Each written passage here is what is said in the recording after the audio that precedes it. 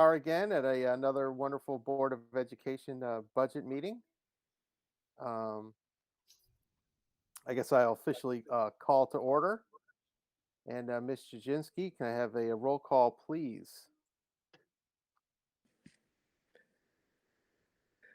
Uh-oh. I think you're on mute. Carol, you're not on mute, but obviously your microphone's not working. If you want to sign off and come back on, that often resolves the issue. In the interim, I can call the roll. Okay. Mr. Grippo, Here. Mr. Martelli, Here. Ms. Ham, Here. Ms. Rosenberg, Here. Mr. White, Here. Ms. Harrigan,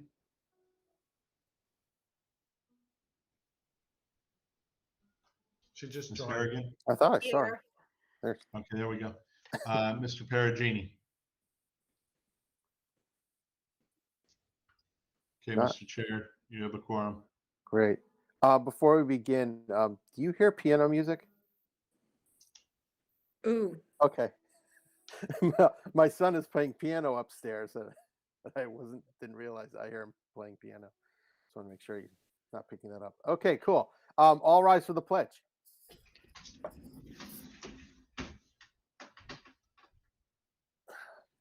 I pledge allegiance to the flag of the United States of America and to the republic for which it stands, one nation, under God, indivisible, with liberty and justice for all.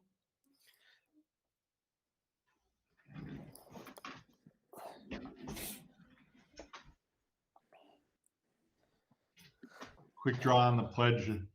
Yeah, so Slow on the sorry. flag. Yeah. We're having low production value this evening.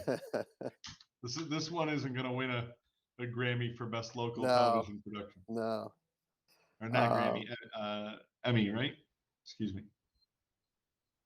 Dr. Solon, is there any audience comment from previous meetings or currently before we begin? No, sir. Okay. I guess I'll turn the meeting over to Mr. Massiana.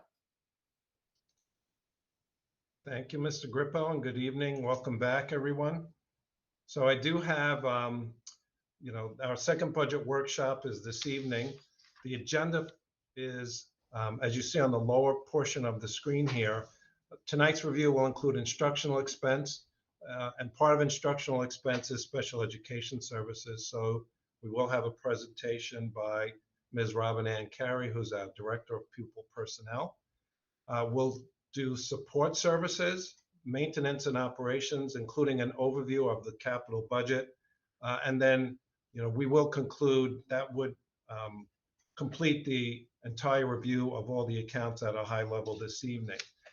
So I will jump right in, and I will stop if I see questions as we're going along. But just to have some quick review, the budget that was prepared, is aligned with all the district goals, including complex thinking and social emotional learning. The budget assumptions haven't changed. The two major items that are incorporated into the budget, as we've discussed, are a projected enrollment increase at the elementary level, the need to fund the medical benefits account. The total budget request is shown here. The $81,114,420 is the total request, which is a 5.34% increase, or $4,113,368. And you could see here that the bulk, that red pie chart section, 2.24 million, that's our employee benefits, our largest portion of the budget increase, which we did spend considerable discussion over at the meeting we had on the 18th last Tuesday, followed by 1,479,000 for salaries for our employees. So this is jumping right into instructional expense. Instructional expense, as you can see on the lower portion of the screen, I just need to move this out of the way.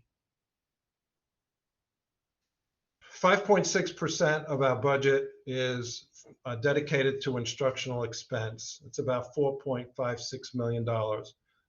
Over on the right side, you'll see that 49% of the total of 4.56 million is what we call special education tuition. That's students that we cannot provide services for in the district that we place out of district. 2.25 million is dedicated to that. Ms. Carey, when she presents, will provide some detail as to what that encompasses and why we do that. The second largest portion of instructional expense is what we call Pupil Services. This is primarily consulting type services that we offer to students who are identified and have special education needs. Then the remaining portion of instructional expense includes instructional supply, textbooks, new and replacement equipment, staff training, items that we need for our library, and testing and adult education supplies. If we look at instructional expense, this is a page right out of our budget book. These are the line items over on the left that I just mentioned. But if you look over to the far right, you'll see that essentially what we've done, with the exception of a modest increase for Pupil Services and a modest increase for tuition outplacement, we've flatlined all these line items in the 22-23 budget request. Now, I do want to add a couple of pieces of information that I think are important. First of all, holding the line items flat doesn't mean we aren't spending the funds that we need for education. We believe we are. The way we will manage this budget, as we've done in prior years where we've had to flatline these particular accounts, is that we work really hard to prioritize what we need when we need it. If we need to make adjustments, and use money from another account category, we always have that option. But we do believe that we have enough here that it will not hurt education. Of course, if we had more, we might prioritize other things. But I believe that we can get by through this budget year with what we've included here. So the point that I really want to emphasize is we will not let education suffer. We believe that we can live within this budget request this next year. And again, as Dr. Solon had explained, a significant reason why we've looked closely and reduced or flatlined our budget requests is that we do have a large amount of funds that we have to supplement into the medical benefits contributions this year. So with that, I did want to jump into special education costs, and then I will be introducing Ms. Carey in a moment. And then we will be coming back to those budget line items if there are specific questions that we need to address. So what you see in front of you, I will take a moment to explain. This is the total special education costs by fiscal year. And so if you look at the first year that's shown over next to the furthermost left column, 2017, 2018, the actual cost of special education, when we take all costs into consideration, that's staffing, both certified and non-certified, the cost of benefits for the employees that serve our special education students, items that we purchase, the outplaced tuition cost, transportation costs. In 17-18, those costs were about 17.3 million. That year, our budget was 70,126,288. So about 24% of the 17-18 budget was allocated and dedicated to provide for students that were identified as having special education needs. And you could see down the lower part of that same column, at that year, we had 521 special education students, which was about 12.3% of our total population. And 33,219 was the average expenditure per student. So now if we look all the way over to the right, you'll see that there's a couple of things that are worth noting. But as far as in 21-22, the percentage of total budget that was allocated for special ed didn't change much. It's still in that 24.8% of total range. Of course, the cost has increased because our budget has increased over that period of time. But what I've circled at the lower portion of the screen is that the number of students increased, pretty dramatically as compared to increases in prior years. So we went from 556 to 584 students, and then we're projecting next year to go to 610. So there is an increase in the number of special education students that we are seeing, and Ms. Carey will cover that in her presentation. And you can see the percentage of students with individualized education plans, has increased to 13.9% this year, and we're estimating it will be about 14.6% in the 22-23 budget year that we're presenting. So I'll pause there for some questions because, Robin, I assume you're ready to load up your presentation. So I'm going to stop presenting when we finish answering questions. And so, Mr. Grippo, I see that there's at least one question from Mr. White. Yes, Mr. White, go ahead. Oh, thanks, Adam. Yeah, I'm wondering about the, I'm not sure if Robin Ann will be speaking to this, but sorry, I got a pop-up window on here.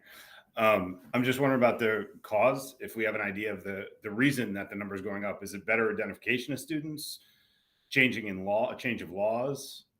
Nice picture, Vin.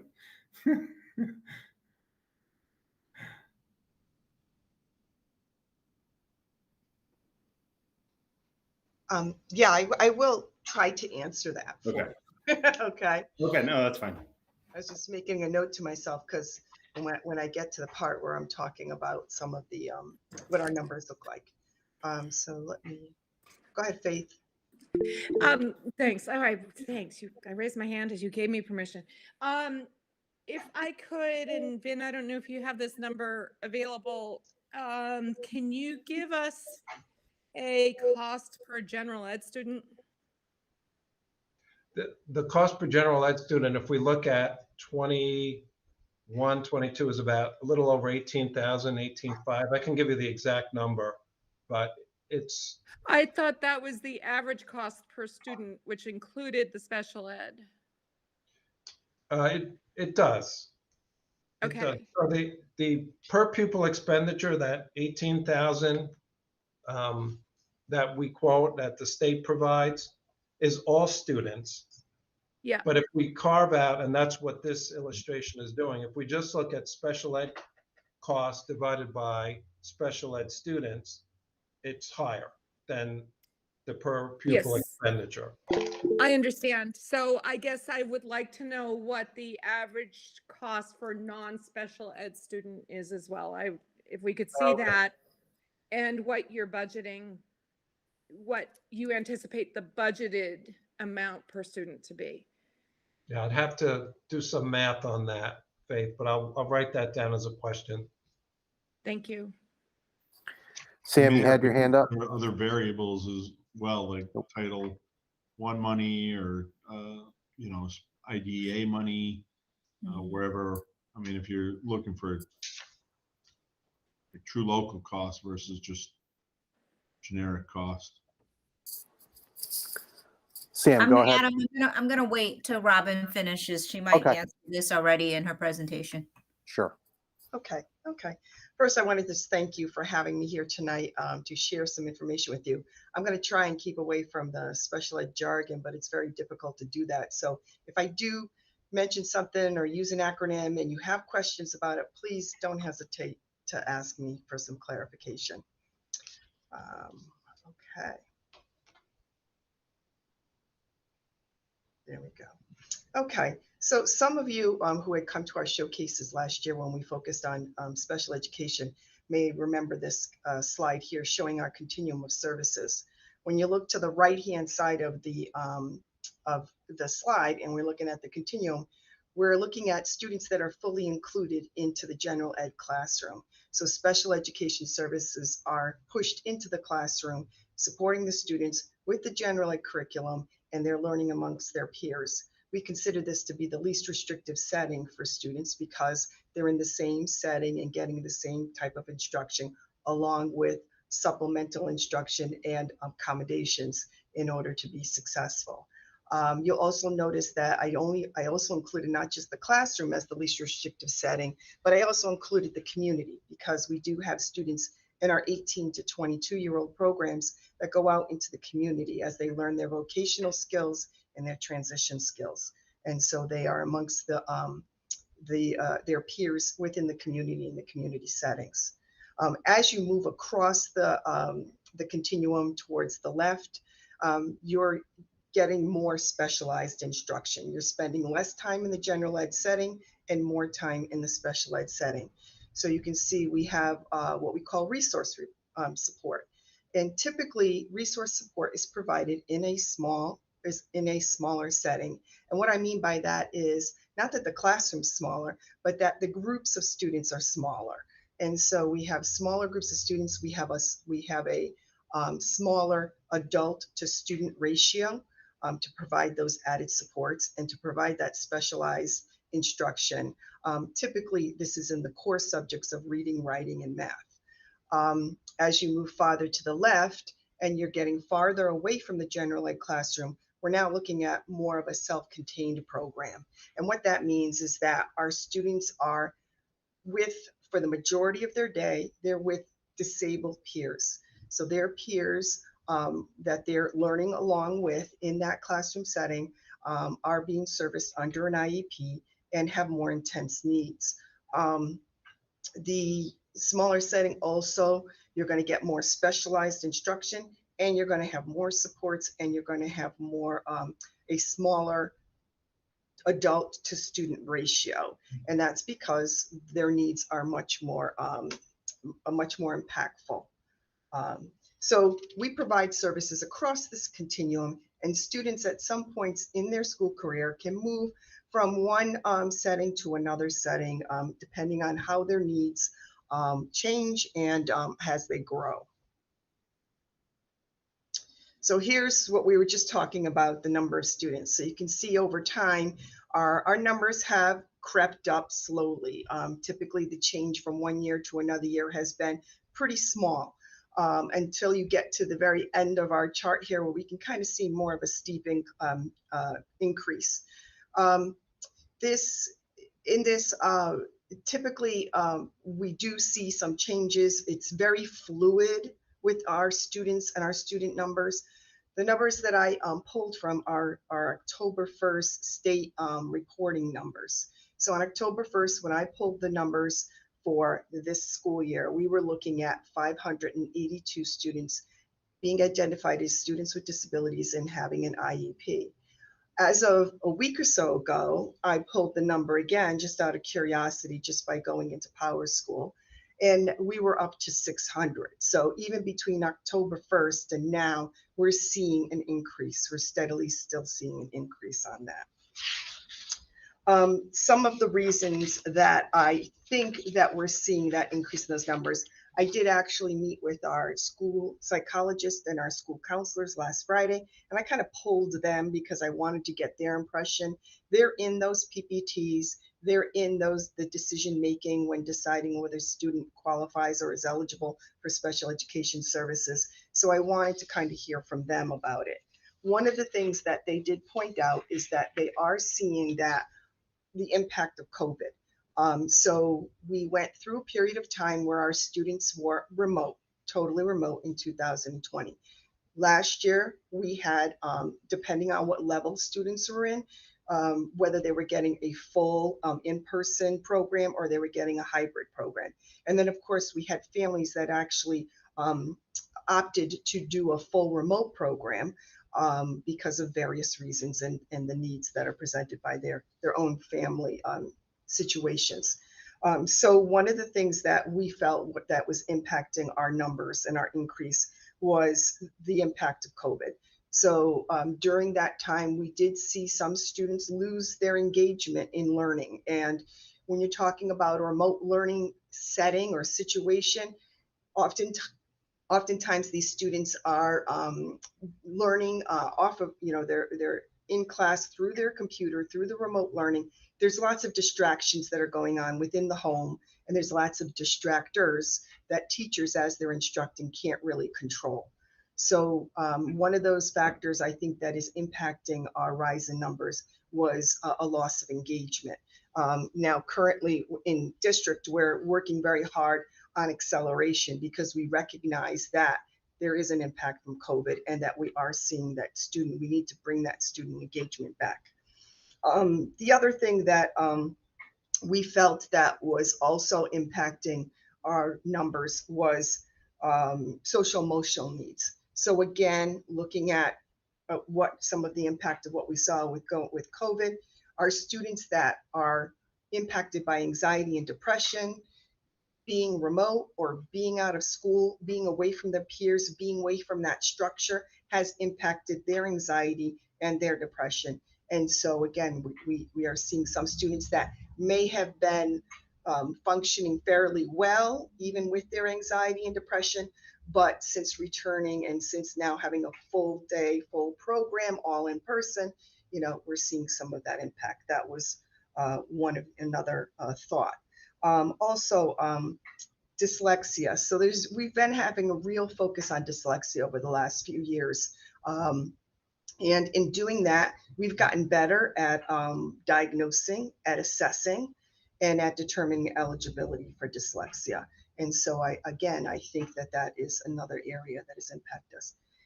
I believe Dr. Solin shared with us the predictions of what we thought we'd be looking at as far as our numbers in this fall, and we're finding that we are having students that are moving into the district, and some of our numbers are actually higher in our population.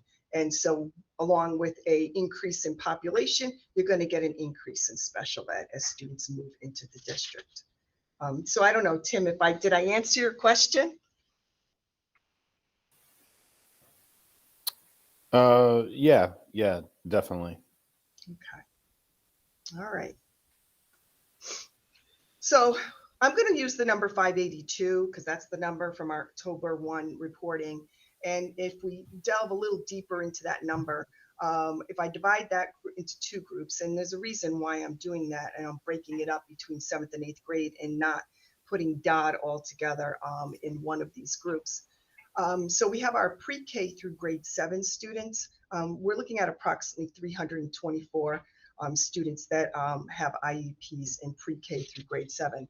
When we look at our grade 8 through 12 or 12 plus, because remember, we're educating students up till their 22nd birthday, we're looking at 258 students.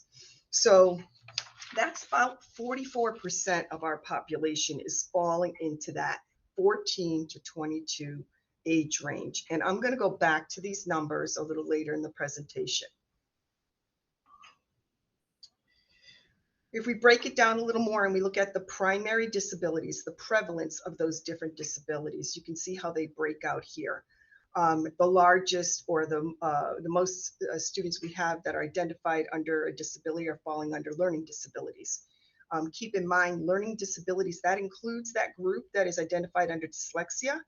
It includes kids that are identified under sgraphia, under dyscalculia, and those are disabilities that lie in the reading, writing, and math area. I wanted to make sure I did it in the right order as how I said them.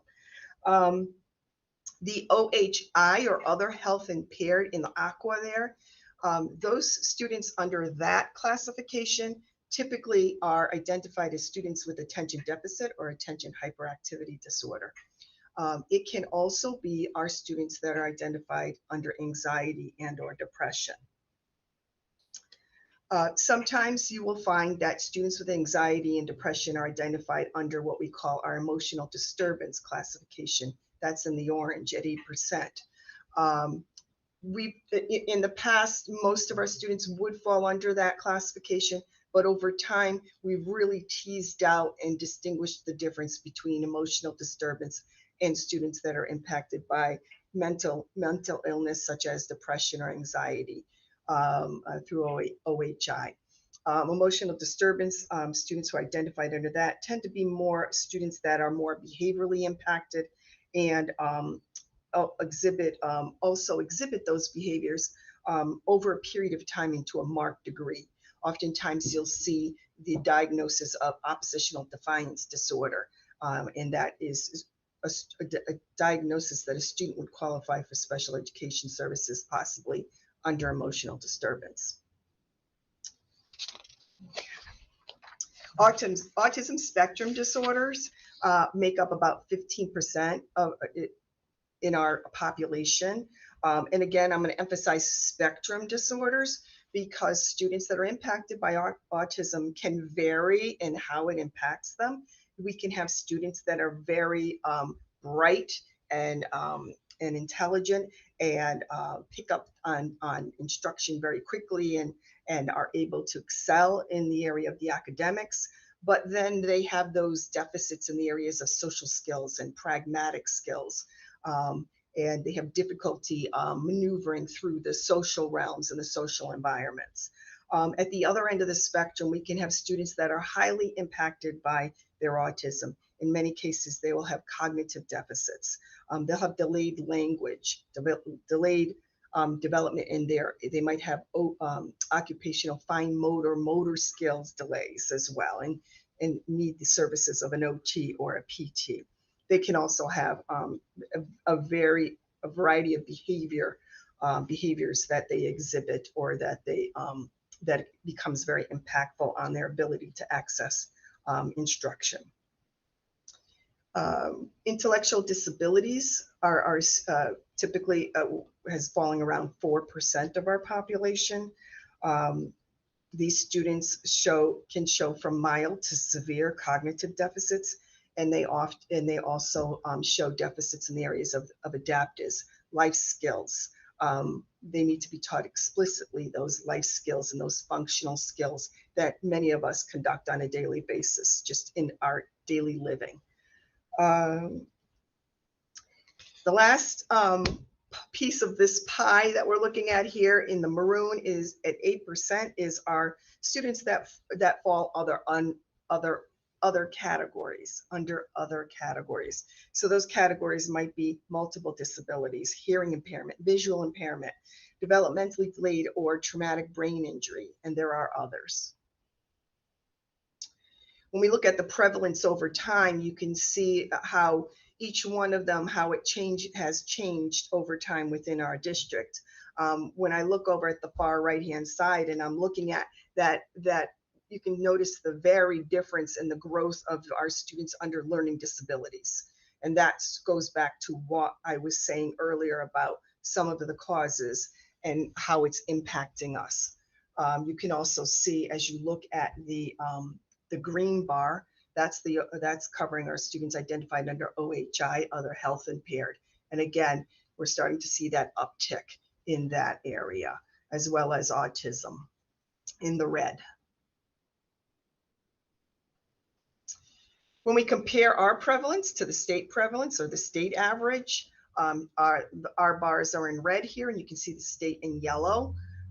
We can see that across the state, the prevalence rate for learning disabilities, speech and language impairment, and let me just look real quick, are typically more prevalent in other districts across Connecticut. In our district, we find that we have a higher prevalence of students impacted by autism, emotional disturbance, intellectual disabilities, and OHI. And so, I wanted to delve a little deeper into that because when you're looking at those 4 disabilities, you're really looking at some very students that are very impacted by their disabilities.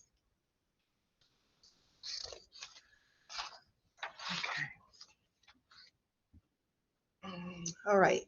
So if we take a look at our students with autism, students that are identified under emotional disturbance, intellectual disabilities, and multiple disabilities, we're looking at approximately 170 students out of that 500 plus number, which is about 29% of our population.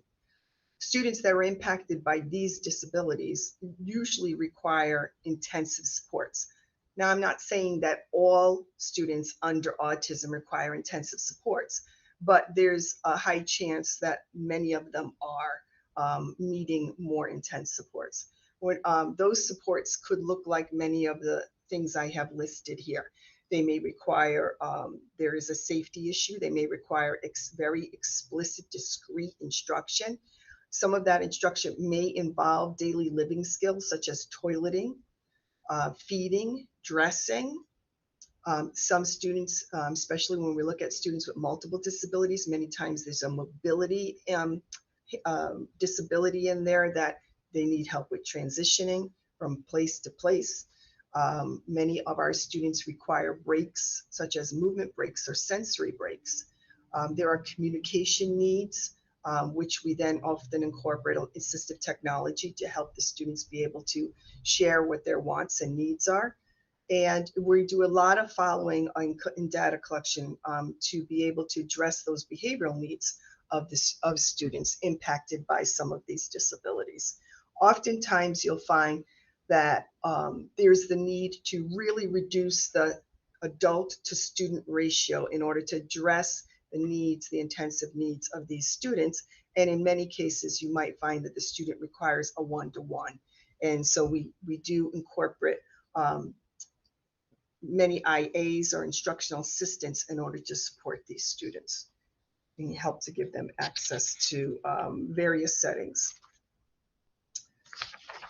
Okay. Looking at a quarter of our students having these intense needs, we've developed over time several in-district programs to meet the needs of these students. So there are two types of programs. I categorize them as two types of programs in our district. We have our intensive need programs and we have our therapeutic programs.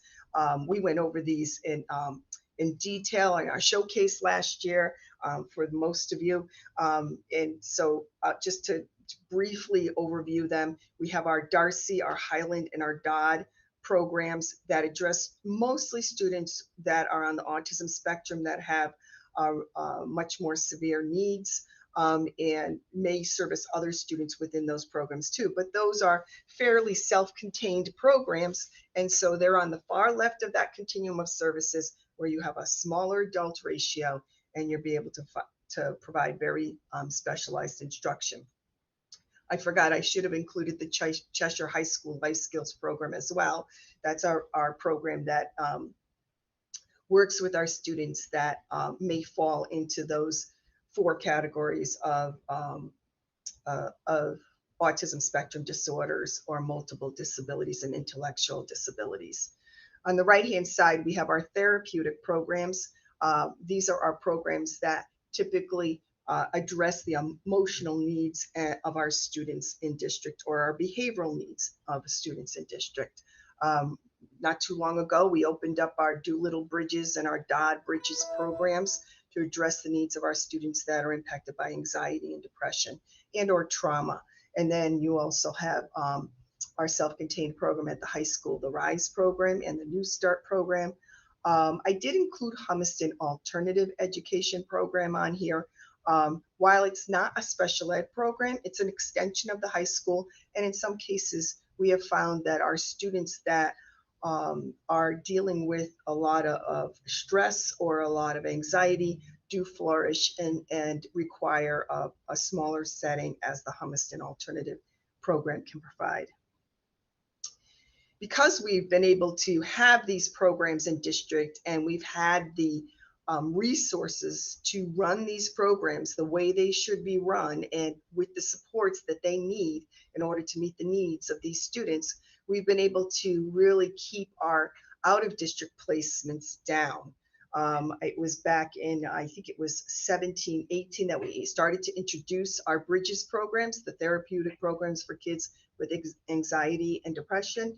And so you can see our numbers had gone up, but then as we began to develop the program, we're able to pull students back into the district, and we're be able to keep those students that were coming up and through the PPT process being identified as students needing those types of supports. We were able to keep them in district as well. So we've really been able to reduce our numbers in out of district placements. When I looked at the numbers of the students that are in out of district placements, over half of those students are falling under our autism spectrum disorders and or emotional disturbance. And they require a much higher level of support than we were able to provide within district. So that's kind of a picture of what we have in district, what our population looks like, and how and some of the supports that we've been able to use and be very successful at providing programming for students with disabilities. I don't know if some of you might recall, but last summer there was a state statute that was changed that required districts to now keep our students that are eligible for transition planning through the age of 21 and exiting them at age 22. Prior to that, the way the mandate was interpreted was that once the child turned 21, we then exit them from the program. So since last year, we are seeing that because of the change, we are keeping our students longer. Now comes this summer, a new mandate comes out.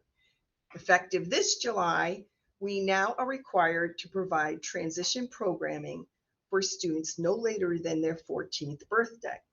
So if you have a child who has an IEP and require it, all students that have an IEP prior to turning 14, during that year you're reviewing their IEP, you must address transition needs. So we're now looking at a group of students from 14 to 22 till they turn 22 that we're providing these transition services for. When I looked at the numbers of 8th grade students, you're looking at anywhere from 35 to 40 students that are identified with IEPs at that grade level. At some point during that school year, they're probably most likely going to turn 14. Some will turn 14 in 7th grade, some will turn 14 just as they enter 9th grade, but a majority of them are going to fall into their 8th grade year. So you're looking at 35 to 40 students. And then for our transition programs, we have 10 students that are currently in our transition programs that will be supporting up to the age of when they turn 22. When you put that together, you're looking at anywhere from 40 to 50 students that are impacted by this, just in this school year, that are impacted by this transition mandate. So what does that really mean? You know, you hear the word transition, what does that really mean? Well, the state has identified 16 transition standards. Those standards are really focused on ensuring that our students with disabilities have the skills once they leave us to either to live their adult lives, to ensure that those that are able to be employed will be able to find a job and hold a job and be successful. Those that are able to go on to college or a university will have the skills to maintain and remain in colleges and universities and not fall into leaving early and not finishing their degrees. And then those students that may go on to continue to need supports through state agencies or through various different settings, such as a home for adults with disabilities, their need to learn those independent skills such as budgeting, skills such as how to dress appropriately, how to do laundry, how to make a sandwich, how to take care of themselves to the most extent possible.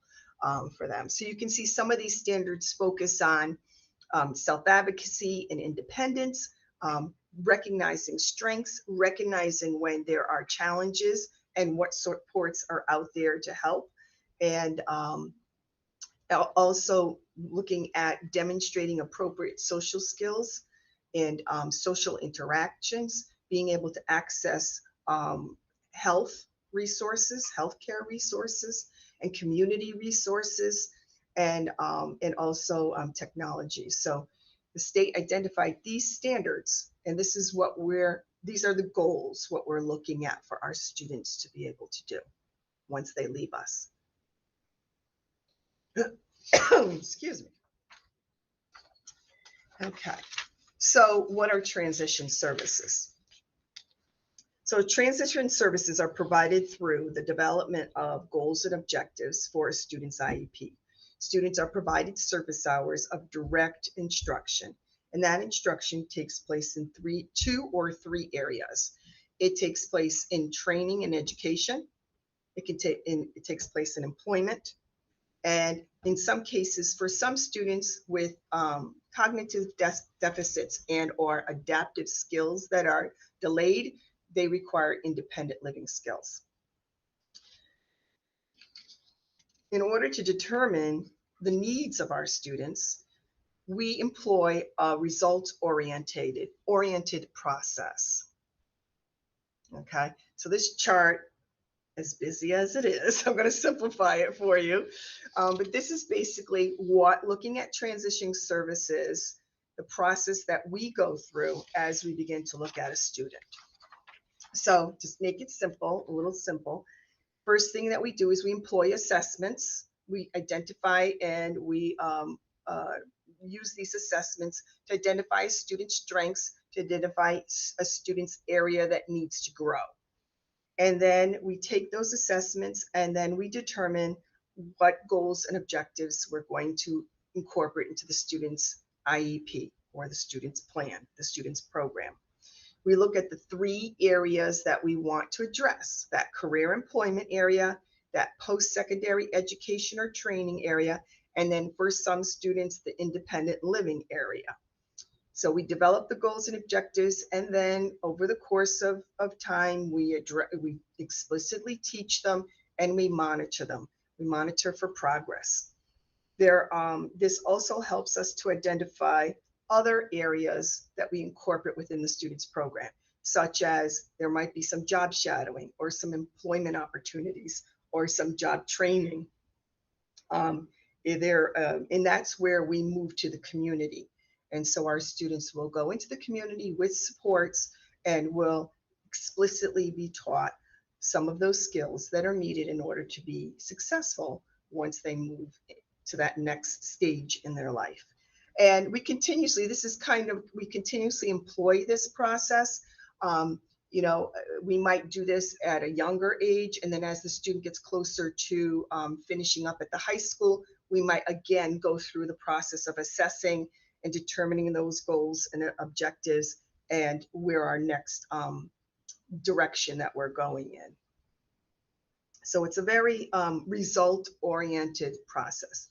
So I'm bringing you back to this slide again, because I want to go back to how that mandate impacts us in that process. So out of our 582 students with IEPs, we are looking at approximately 258 students that will go through some piece of that process of looking at what their strengths and weaknesses are, what we need to work on in order to make them successful in their, if they decide they're going on to a college or university, or if they're going straight into the work world, or if it's a student with more needs that is going to be educated up till their 22nd birthday and will need far more explicit instruction in employment skills, social skills, and the daily living skills.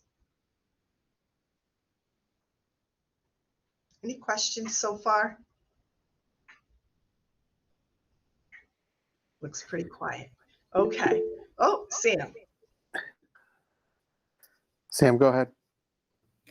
Yeah, Robin, can you, this kind of goes back to somewhat at the beginning. What is the typical caseload per sped? Or if you can delineate versus resource room, push in versus pull out too. Okay.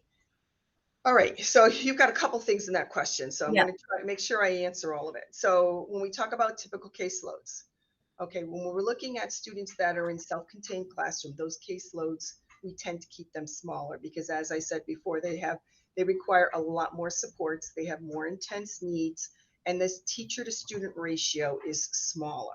So when we're talking about self-contained classrooms, we try to, in our autism program, we tried to keep it around 8 because once you put 8 adults in there, 8 students in there, and those students oftentimes require instruction to take place within a cubby so that they are fewer distractions, there doesn't leave you a whole lot of room in that room. And so we do try to keep those tend to be on the smaller side.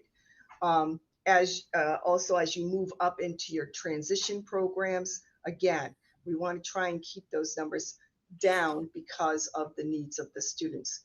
For a resource room teacher, that can vary on school, it can vary on the level. With a resource room teacher, they can provide services, as you stated, in the general ed classroom where they're pushing in those services, or they can also provide them where they're pulling students out to small group in a more restrictive setting, less distractions, and provide more explicit specialized instruction. So those caseloads, in looking at those right now, we're averaging at the elementary level, we're averaging around 15. So it runs somewhere, some caseloads are as high as 19.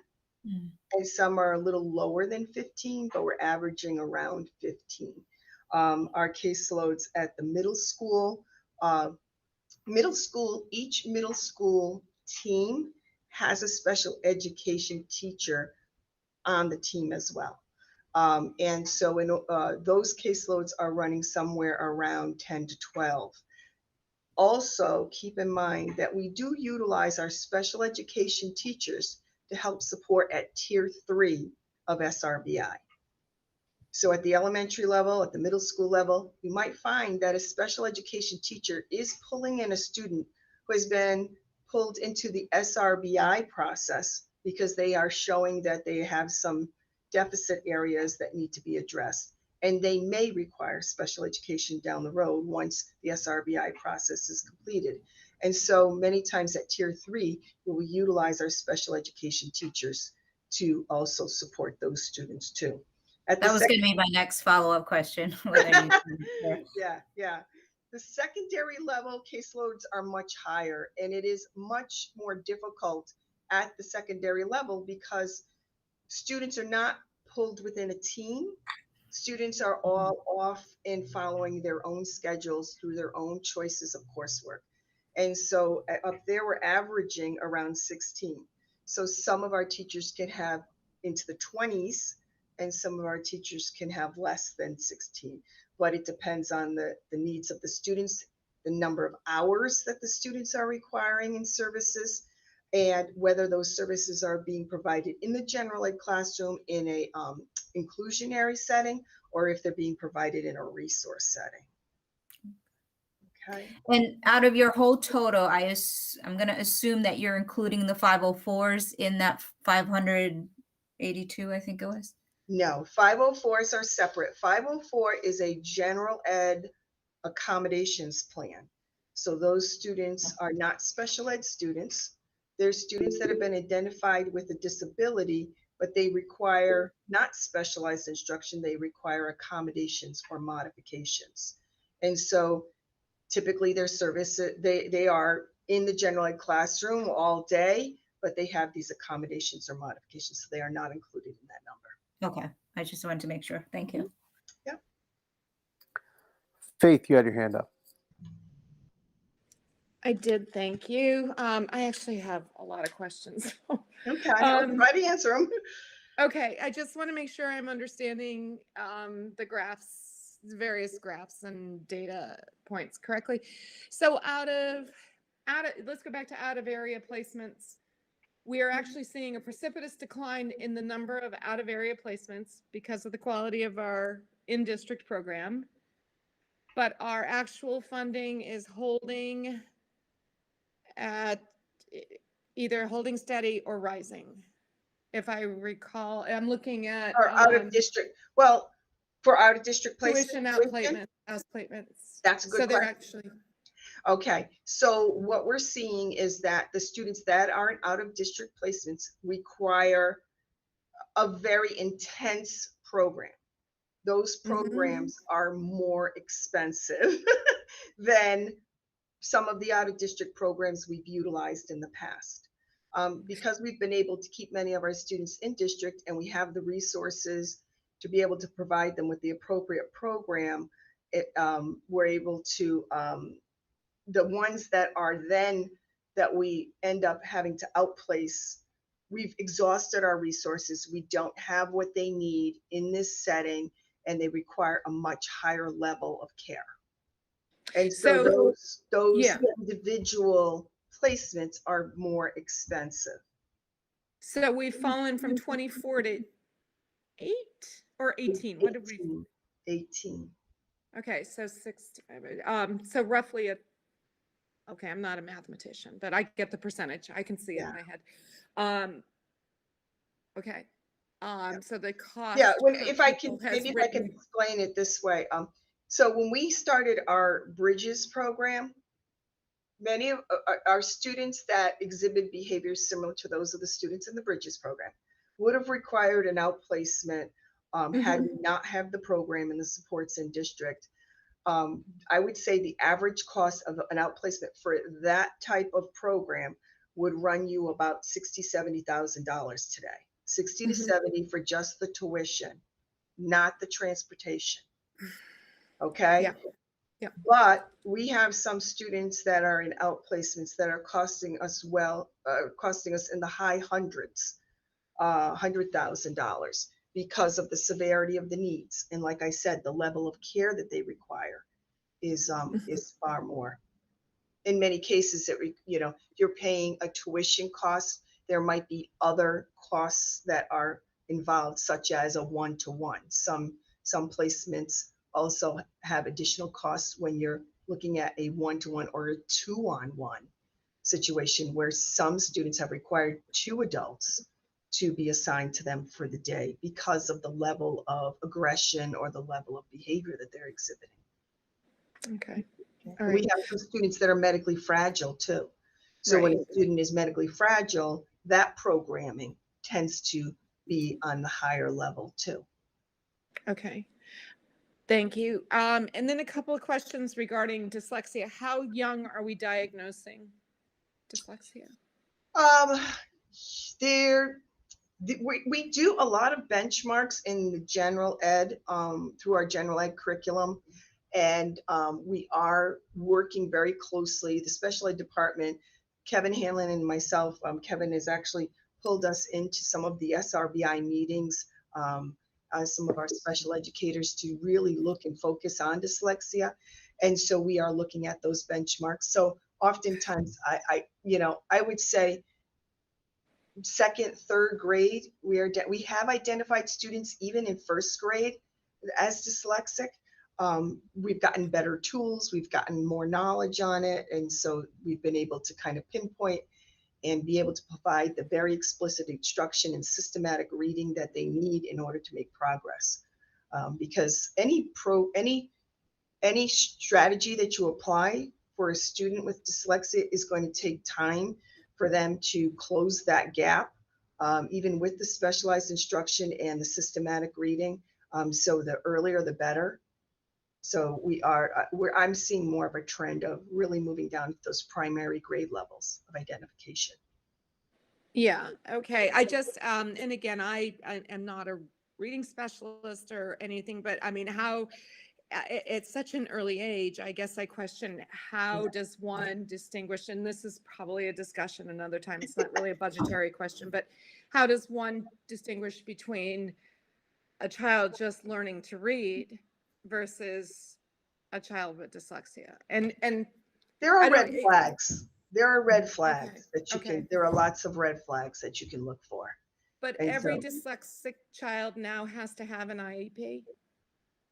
If your student is found to have dyslexia, they would, you would, well, that's kind of, do they have to have an IEP? If they still require the explicit instruction, the specialized instruction, then yes, they need an IEP.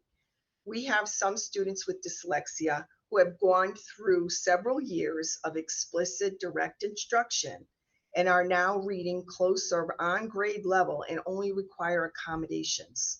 So we do have some students, a small percentage, I would say, of students that are identified as dyslexic that only require accommodations and may only require a 504 plan. Okay, so that was another question. There are perhaps degrees or where, okay, the intervention is not as extensive for some as the others. That's good. Okay, so of the new mandate for transitions, what was our age before age 14? Well, they identified a few years ago, they identified age 14 for students with autism, but now it's the age 14 for all disabilities. So prior to that, it was by their IEP going into their 15th, 16th year. Uh-huh. And does the state provide any support funding for this, or this is carried by the district? There's no mandate that, I mean, there's no funding that's attached to transition. Okay. I suspect that, you know, it comes under special education. So you have your IDEA grant that we get each year that's supposed to supplement the costs. I liked your word "supposed to." Well, it's never 100%. It's never been 100%. Right. And this bringing it down to age 14, this is all backed by data. The efficacy and the outcomes are backed by data. Of what we're could say- doing? Of what- well, no, just generally the decision by the legislature or the Department of Education, they've got data to back this up, that this is actually going to be a benefit. When the mandate came out from the state, it did not include data, or it did not include, I'm sure there must be some reports out there that they made and pulled this together. I think in general, we see that getting our students to start thinking about long-term goals and think about where they want to be at some point, and it changes over time. You know, someone who's 14 years old might be sitting here saying, I want to go to school and I want to be a doctor, or might be saying, I don't want to go to school. I want to learn how to be a mechanic. I enjoy doing things with my hands. But that can change over time. I think at one point I said I wanted to be a doctor, then I wanted to be a lawyer. Then when I said I wanted to be a teacher, you know, so, and I knew that by the end, that's where I was going. So it can change over time. I think what the state is doing and recognizing is that our students with disabilities tend to need more time to gain skills. And so I think what they're doing is trying to target particular skills that will make our students successful when they go on to a post-secondary education or they go on to seek employment. I know there is data and research out there on college students. When students with disabilities enter college, their success rate, and what they were finding is that there was a high percentage of students with disabilities that were not finishing their degrees. They were leaving school at the college level for various reasons. And part of that was, were they really fully prepared to enter college with those executive function and those independent skills that are so necessary to be successful there? Okay, thank you. Okay. Sam? Sorry, Robin, just one more. I'm just going back to the budget here. We don't offer extended school year, or is that incorporated into services somewhere? Do we? Extended school year is offered, and we run an extended school year program every summer. Okay, so which line does that fall under as far as in instruction? I'm trying to figure out. It's probably under special education services. It's probably incorporated within there. I don't know, Vinny, do you know if it's separated out? It's not separated out. So to the extent there's a payroll expense, it's going to fall under the certified or non-certified staff. We don't break out explicitly the cost of extended school year services. We could look into doing that, but they're not readily available. I'll answer that way. I'm just trying to figure out how much the extended school year costs separate from the typical school year. Have to work on that, Sam, to get the Okay. number. Thank you. You're welcome. Okay. Tim, go ahead.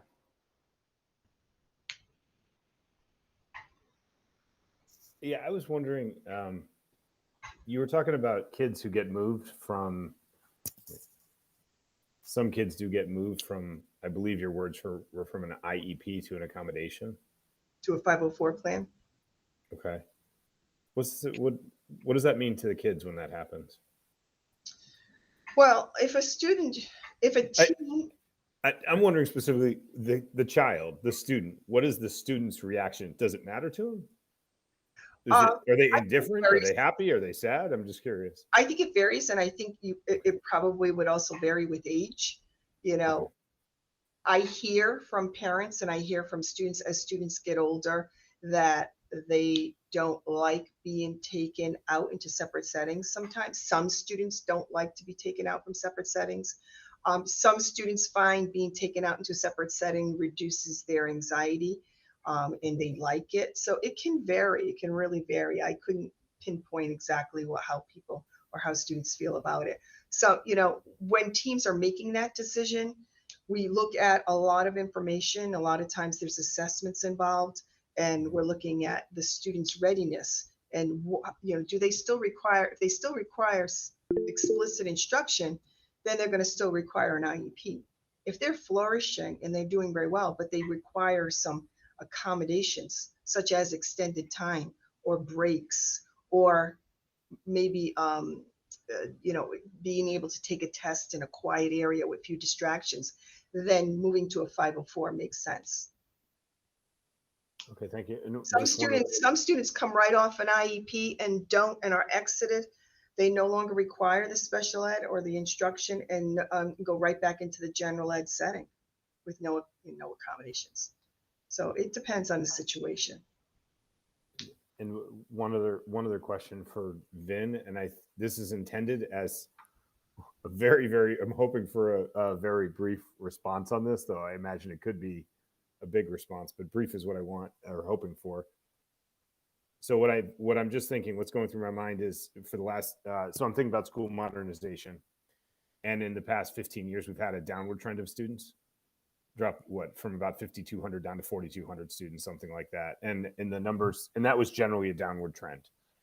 Then at the numbers that we're looking at here earlier in this presentation, we saw the past 8 years where this was trending up from 500 up to 600. In terms of school modernization and projected enrollment, how detailed does the projected enrollment get? Does it sort of incorporate these students?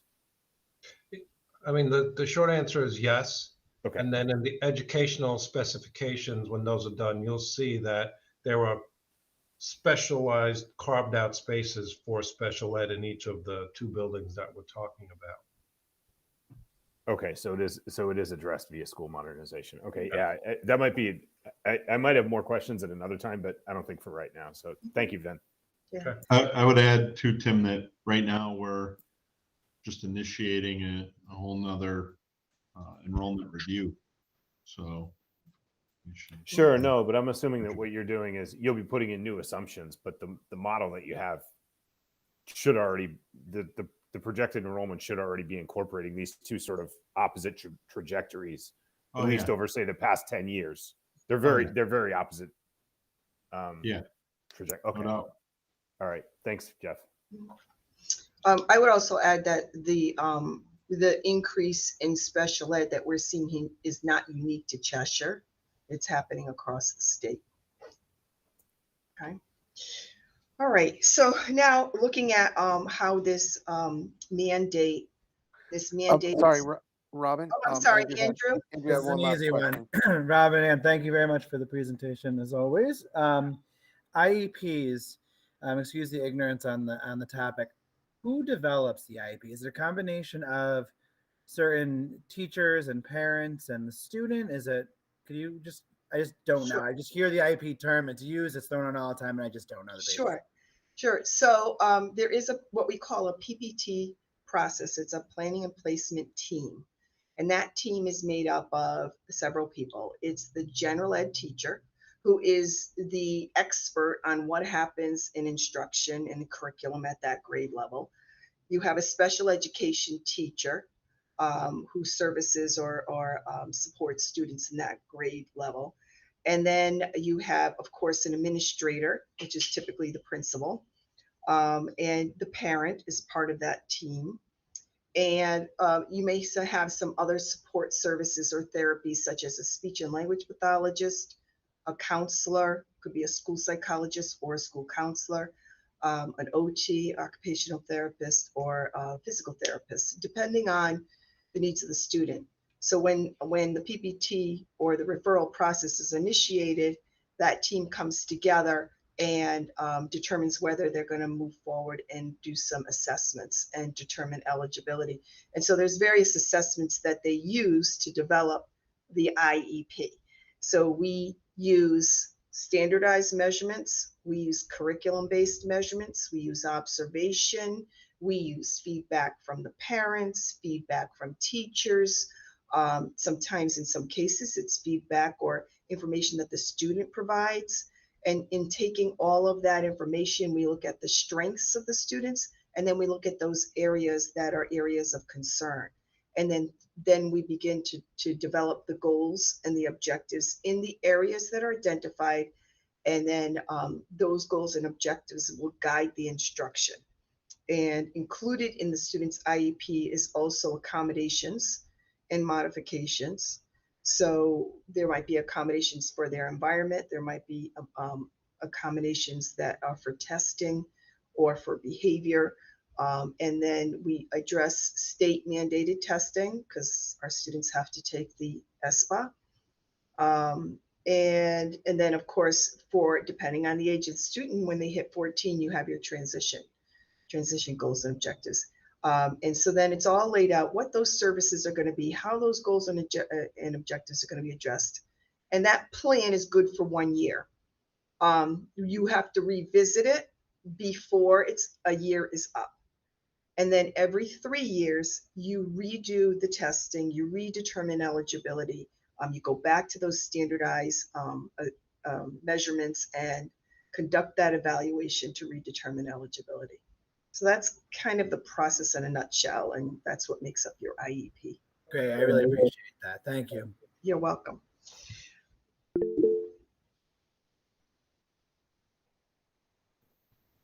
Okay, Sam, one last one, and then we'll continue on with the presentation.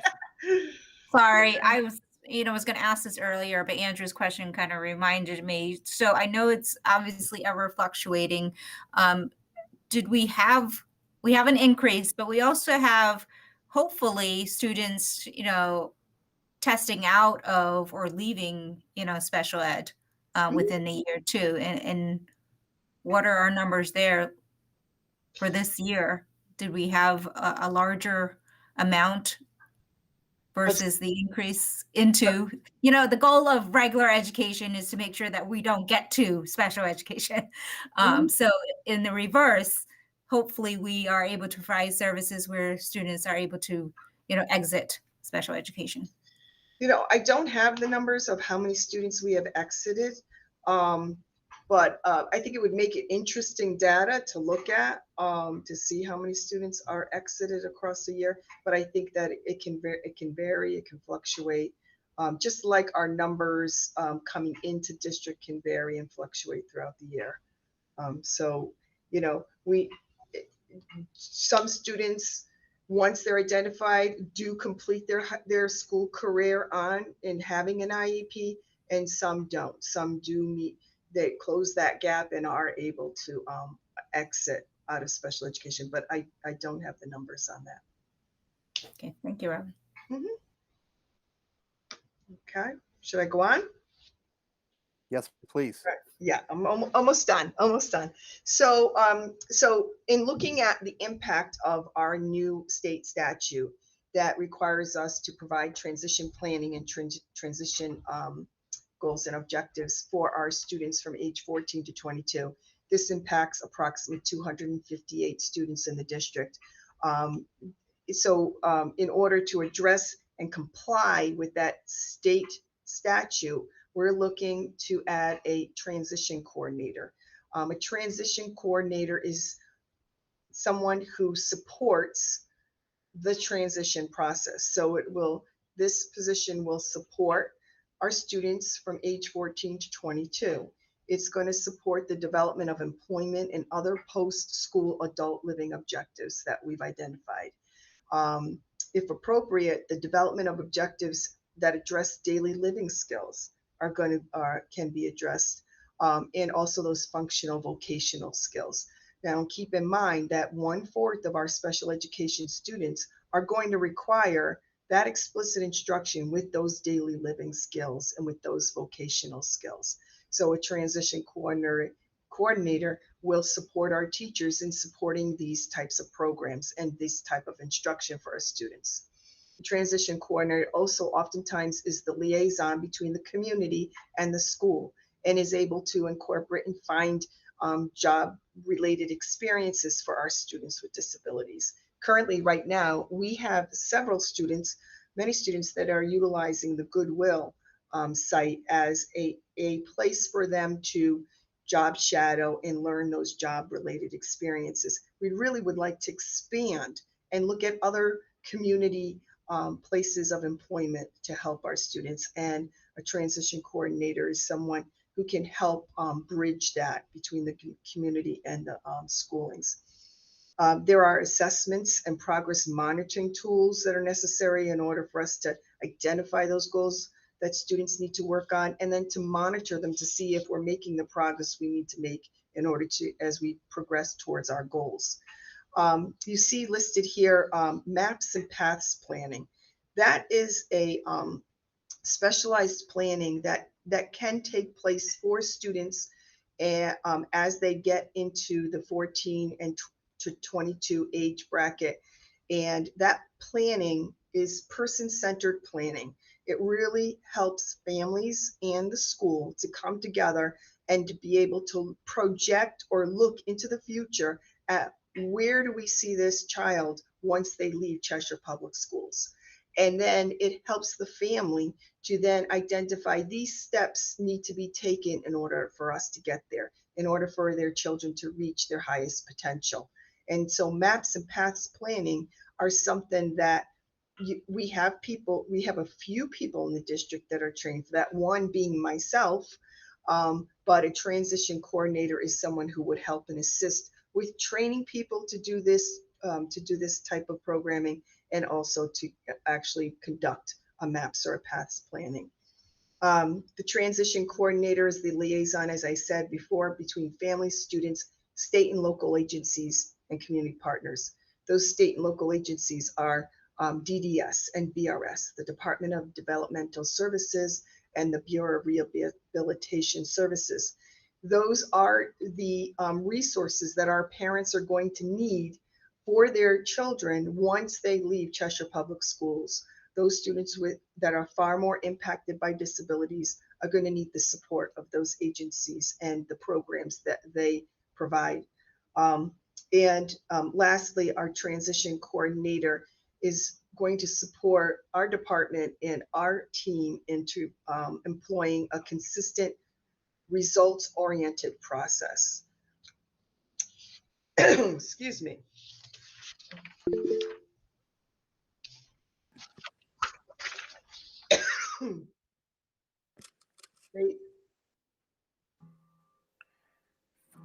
Faith, you had a question? I do. Robin, who will do this job if this position is not approved? How will you accommodate these tasks? Well, we are doing this. Are we doing it to the level and the quality that I would like to see and that I think our families expect? It's falling on our teachers, our special education teachers. It's falling on our school psychologists. As I said, I'm trained in MAPS, and when I was the elementary supervisor, I did conduct a couple of those meetings for families. So, you know, we do pull from different places and different resources. But I think that if we really need to up our game in that, and I think that pulling a transition coordinator onto our team would really allow us to do that. I made a few phone calls around because I was curious to see our other districts in the area, and many of them incorporate at least one transition coordinator within their district. And in some cases, some of them have more than one. I would add to that, you know, the question also, I mean, it would be in essence a reduction in service provided spread across the people who already service this population. The infusion of special education students as they move into the community, particularly at the middle and early high school age, but also the addition of another year at the transitional level after traditional high school is a significant infusion of students with the same demands. So if, you know, it'd be the equivalent of saying at the elementary grades, we're going to put X number of new kids into 4th grade. What happens if we don't add a teacher there to address that? Well, there's a diminished level of service and a substantially higher ratio. I mean, I think, you know, that's part of it. Now, what Robin is suggesting is not only, you know, balancing the ratio by adding this position, but this is somebody with a specialized capacity that not only balances the ratios back out with the infusion of students, but also makes the work more efficient because this person's a specialist. And given the volume of students that we have, it makes sense to have one person being able to appropriately service at a high level many more students efficiently. And I appreciate that very much. I understand what this will do. I'd be remiss. I'll take Sure. my hand down. Oh, it's definitely a fair question. I just wanted that Yeah. balancing, you know, that perspective. No, I know, and I understand. So is there, you know, the process that's going to come back at us, and so we're going to have to look. And so, is this something that could be, if we did a halftime FT position, is that something, and then eventually add the hours? I'm just anticipating Sure. the whole process. Yeah, I think that's a really good question, Faith. And it's it's definitely a question of somebody who's kind of been through the process and is trying to anticipate some of these challenges. And it makes a lot of sense. I think, you know, the piece about halftime or something, one of the real challenges that we run into is that to get someone in more of a specialized skill set, the halftime almost has to be a fluky accident. Like, I just had a baby and I don't want to work full time. And those things can periodically happen. I mean, we've kind of caught lightning here and there on random experiences where somebody's like, well, you know, I'm ready to retire, but maybe I'll just cut back to 0.4. And it's like, wow, we need a 0.4. This is fell in our lap. but generally speaking, it is harder, you know, when you reduce away from full time to get somebody. Like I said, not that we haven't been lucky before and been able to do that, but that makes it a little bit more difficult. Yeah. I think it, I, you know, I, when we present, and when we start to look at the consequences of making reductions, I think that would be a presentation point, you know, like the consequence of making a reduction here versus in other areas. I mean, I'm sure at some point we'll be covering that. Mhm. Yeah, I Okay. have some concerns about that too, because our 14 to 22-year-old students range across several different buildings. And so you have DOD, students at DOD, you have students that would be at the high school. We have our QU students that are at 2 sites on QU. We have our program that is our Community to Life program that is currently housed at the Park and Rec. And we have our Humiston students too. That would benefit from the transition coordinators' level of expertise and knowledge. Hey, Tim, would you mind holding on? Robin, it looks like maybe you're in the home stretch here. I am. Okay, So yeah, Tim, why really, don't you hold your question? okay, I just wanted to summarize that, you know, we're looking at a 1.0 transition coordinator. Really, the most important thing, if I had to stress it, it would be that in order to comply with the state mandate and the state expectations as when it comes to transition services, we really want to support a consistent, oriented process with fidelity. We want to support our growing population in the need of transition planning and services. We want to support our families as they connect with agencies and think about how they can best support their students once they leave Cheshire Public Schools. And then we want to support our school-based teams in their ability to assess, plan, and implement our transition programming. You know, my hope is that we're going to be able to maintain our current resources. You know, I described all those in-house programs that we have that do require resources, as well as those students that are being serviced through resource rooms. And in the general ed setting, my hope is to be able to maintain and support the quality program that we've been providing up to this point. So that's my presentation. If there's any other questions. Tim, you had your hand up before. Did you still have a question? Go for it. Yeah, well, I'll just make the comment right now that Jeff, I hope you have, with regard to a part-time transition coordinator, I do hope that you have that in mind if something might pop up like that. Because you have a pretty big staff, and I imagine you might have that happen again if you had the budget for that. So anyway, just something to have in mind. Thank you. Thanks. Okay, well, Robin, thank you for that fantastic presentation. I guess I do have a few questions. I guess firstly, as far as staffing goes, several years back we had a large increase in our IAs, and I was just wondering if you thought that, you know, we're kind of good on that front, or was there an expansion in positions for this coming year, or is there an ask for coming additional positions there? I haven't requested additional positions, but what does impact our IAs is when we have students that move into the district that are currently identified and have an IEP, and on that IEP it states that they're to have IA support, then we have to adopt that IEP. So sometimes that is when we are making a request for an additional position.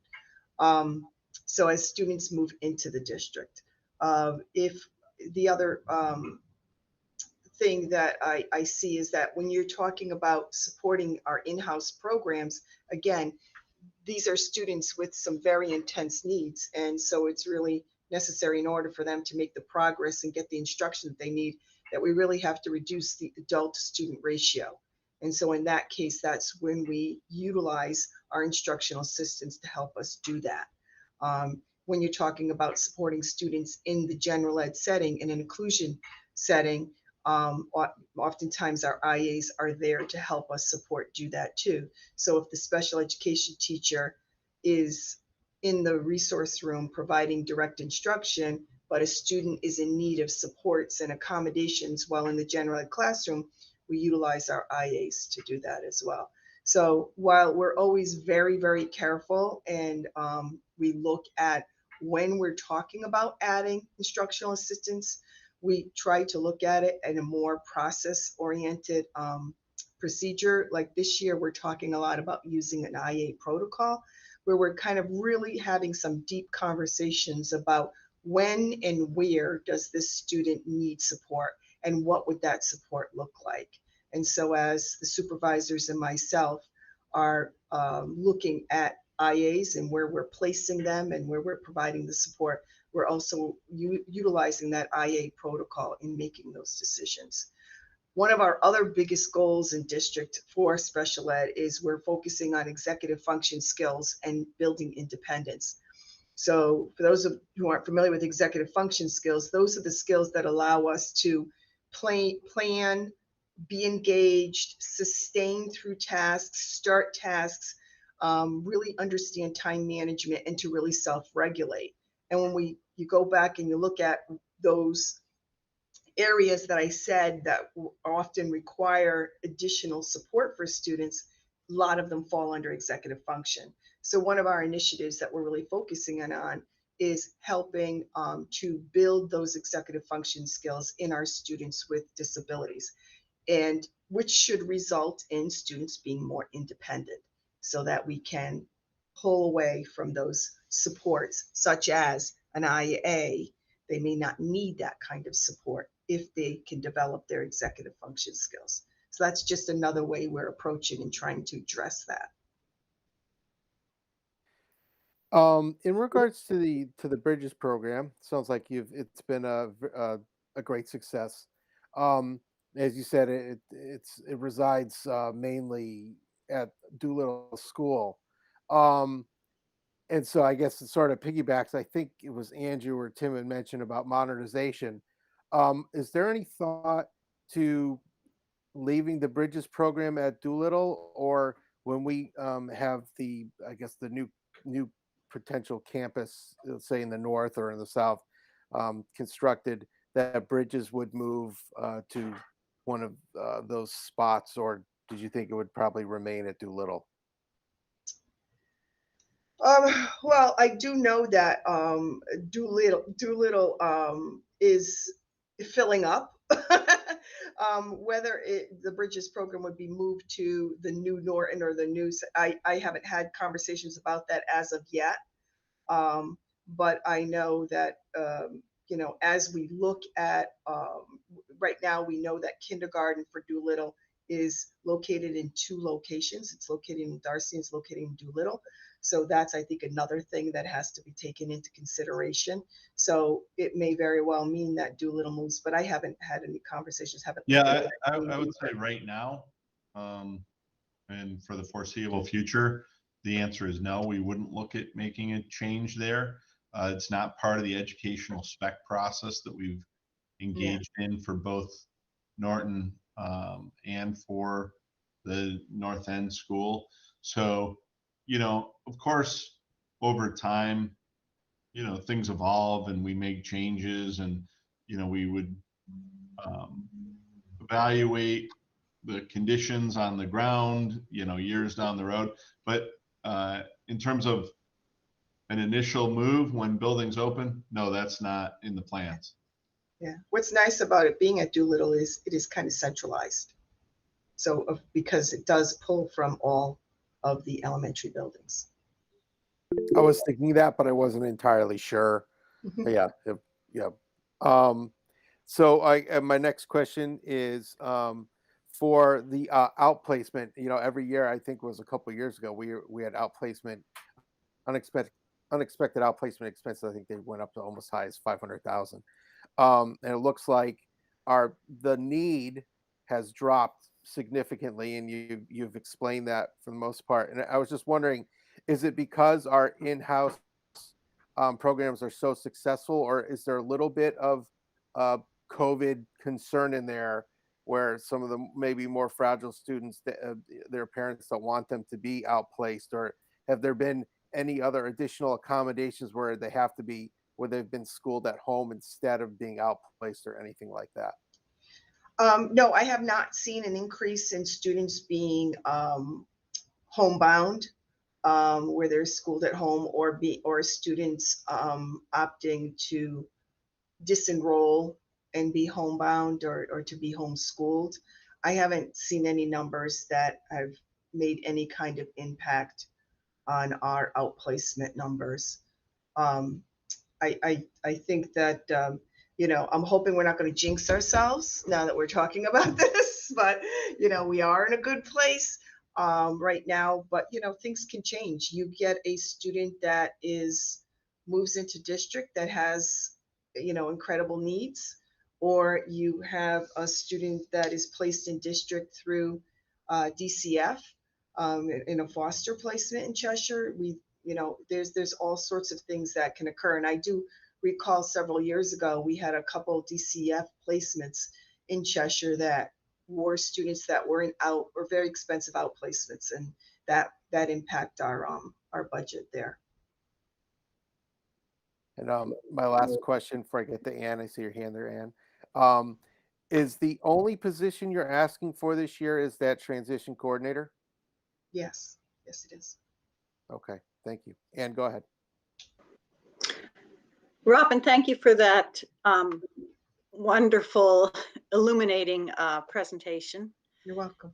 As always. And going back to the number of students with IEPs and the fact that you gave that we've seen an increase in that due to COVID. It could be. Related.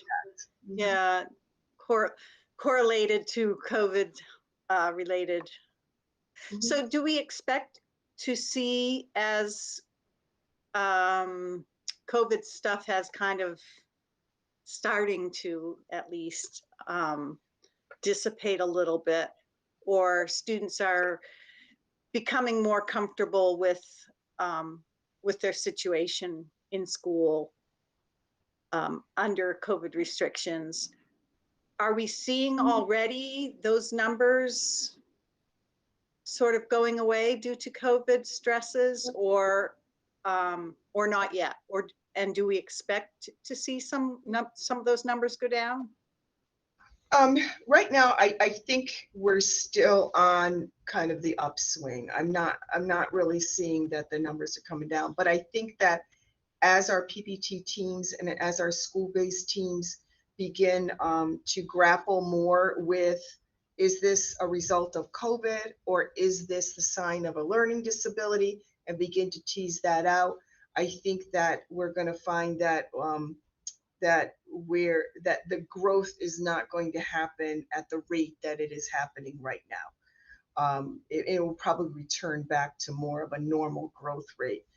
My hope is that if it's truly that these are students that were impacted by COVID and some of the things that were presented through over the past year, that we're going to see those kids that were identified as they'll make good progress once they have their plan in place and those interventions are in place, and then they'll respond to them, and then maybe we'll see them actually make progress and maybe close that gap and then be able to exit off of the IEP. If it's truly a learning disability, then they're going to continue probably on that IEP then a little longer. But my hope is that we would see those numbers start to decline and not to grow as rapidly as they have this past year. Great, thank you for that answer. And I didn't mean to suggest that you or anyone else has a crystal ball. And right. So thank you. You're welcome. Faith, you had your hand up? Yeah, Robin, and I too want to say thanks. Really, this was quite a job presentation that you put together, and I don't think I thanked you appropriately. But and at the risk of adding one more thing to your already full plate, I do agree with Sam. I think it would be helpful for everybody, including your team, to track how many kids exit the program annually, because that's truly the success story. If you can get these kids off their IEPs and into a 504 or even off a 504, I mean, that's a coup and a win. And so it'd be a good way to measure the success of the program. Sure, I'll see what I can do, see what I can pull up. Like I mean, I we said, definitely if you track don't have that enough on to an do. an- Yeah, we definitely track that on an annual basis. I mean, we don't have year-to-date numbers on that, but it is something that we monitor. I have 2 more questions. For now that the transition program has expanded to 22 years old, I'm trying to think of the timing.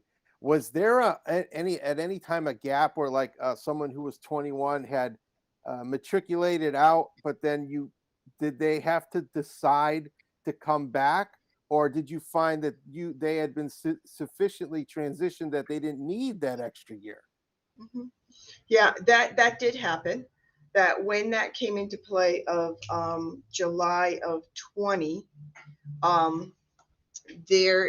at that time the PPS director Tracy Hussey reached out to those families of those students that had aged out at 21 and offered them an additional year so that they would then be with us through until their 22nd birthday.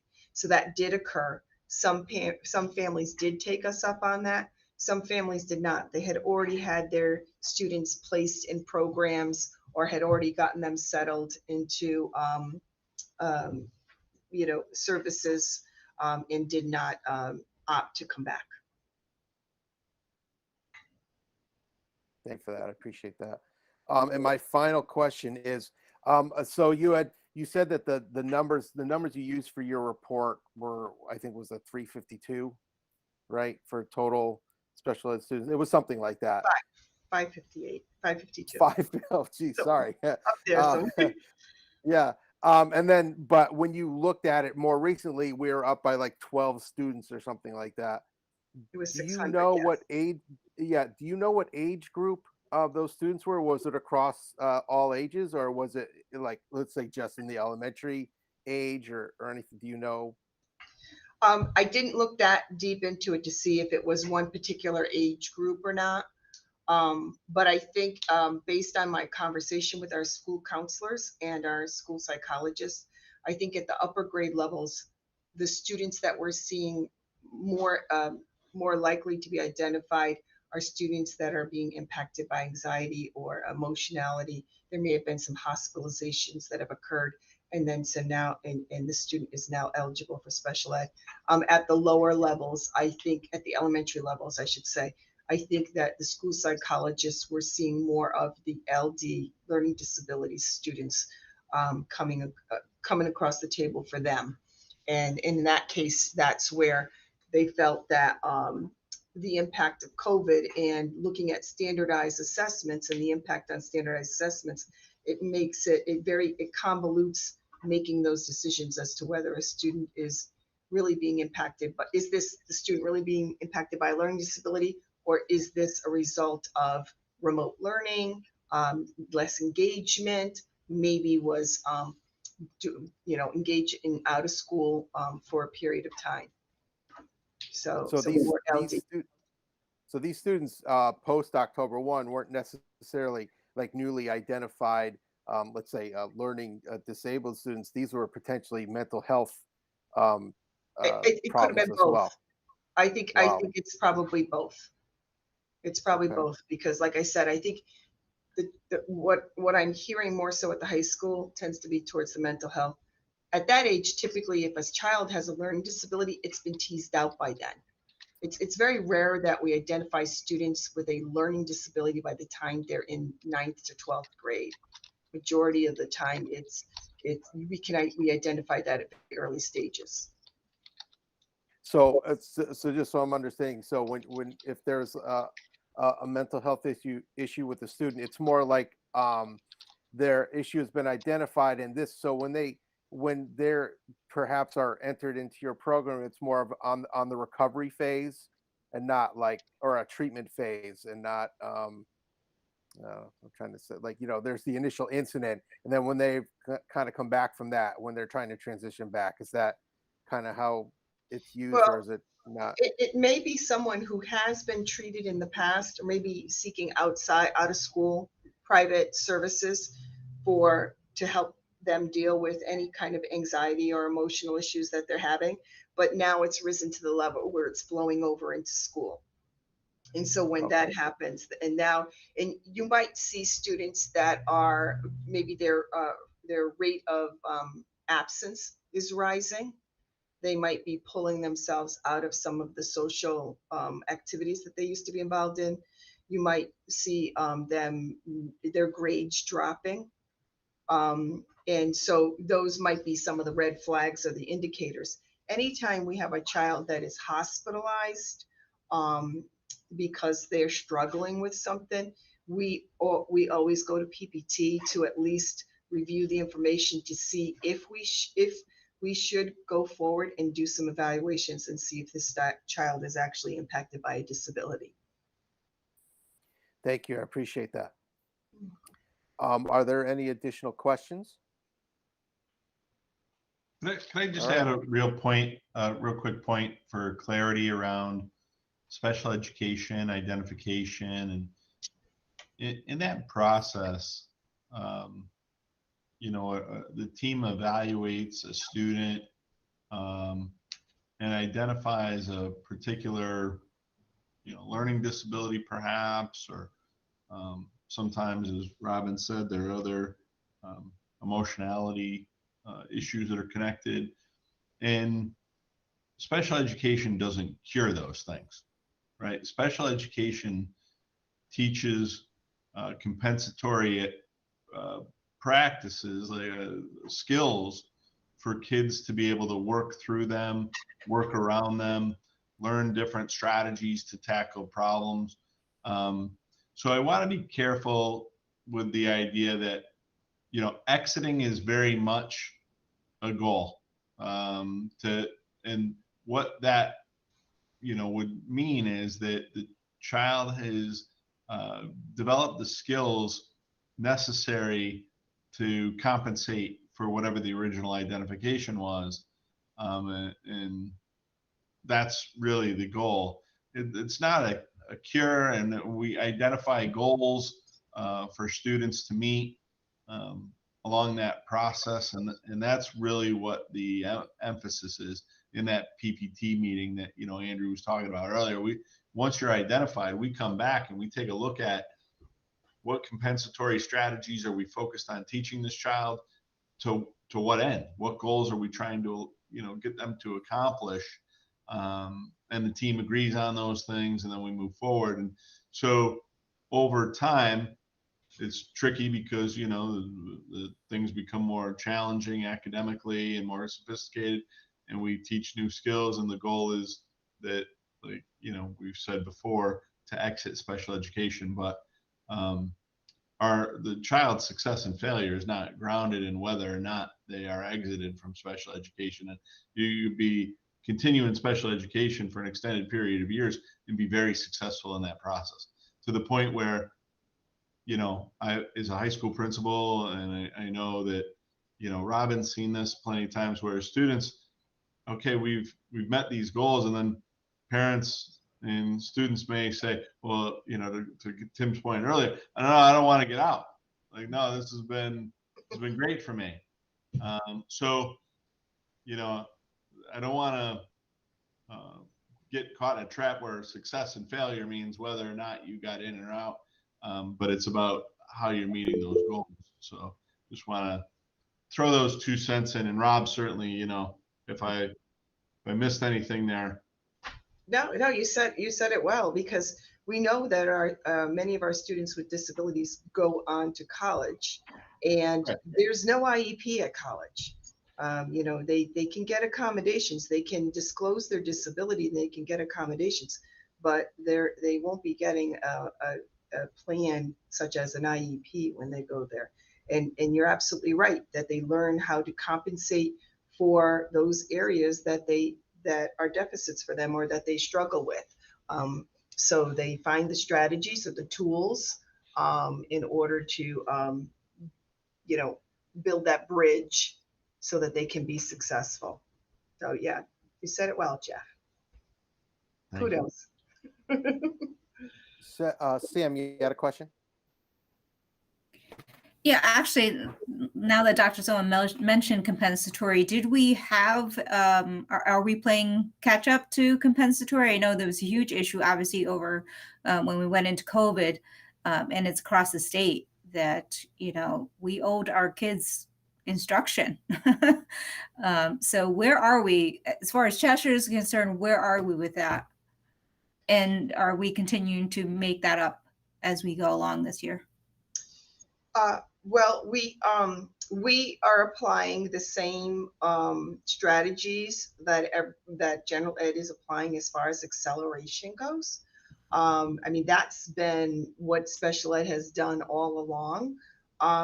And as you know, we were very fortunate in Cheshire that when we shut down, it was just a couple days before our teachers were on the computers and were providing that remote instruction.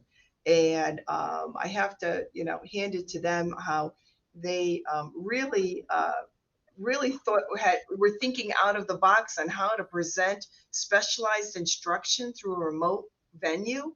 I actually had seen many Screencastify's and Wilson instruction programs for students with dyslexia that they were utilizing and how they were presenting it through the remote avenue.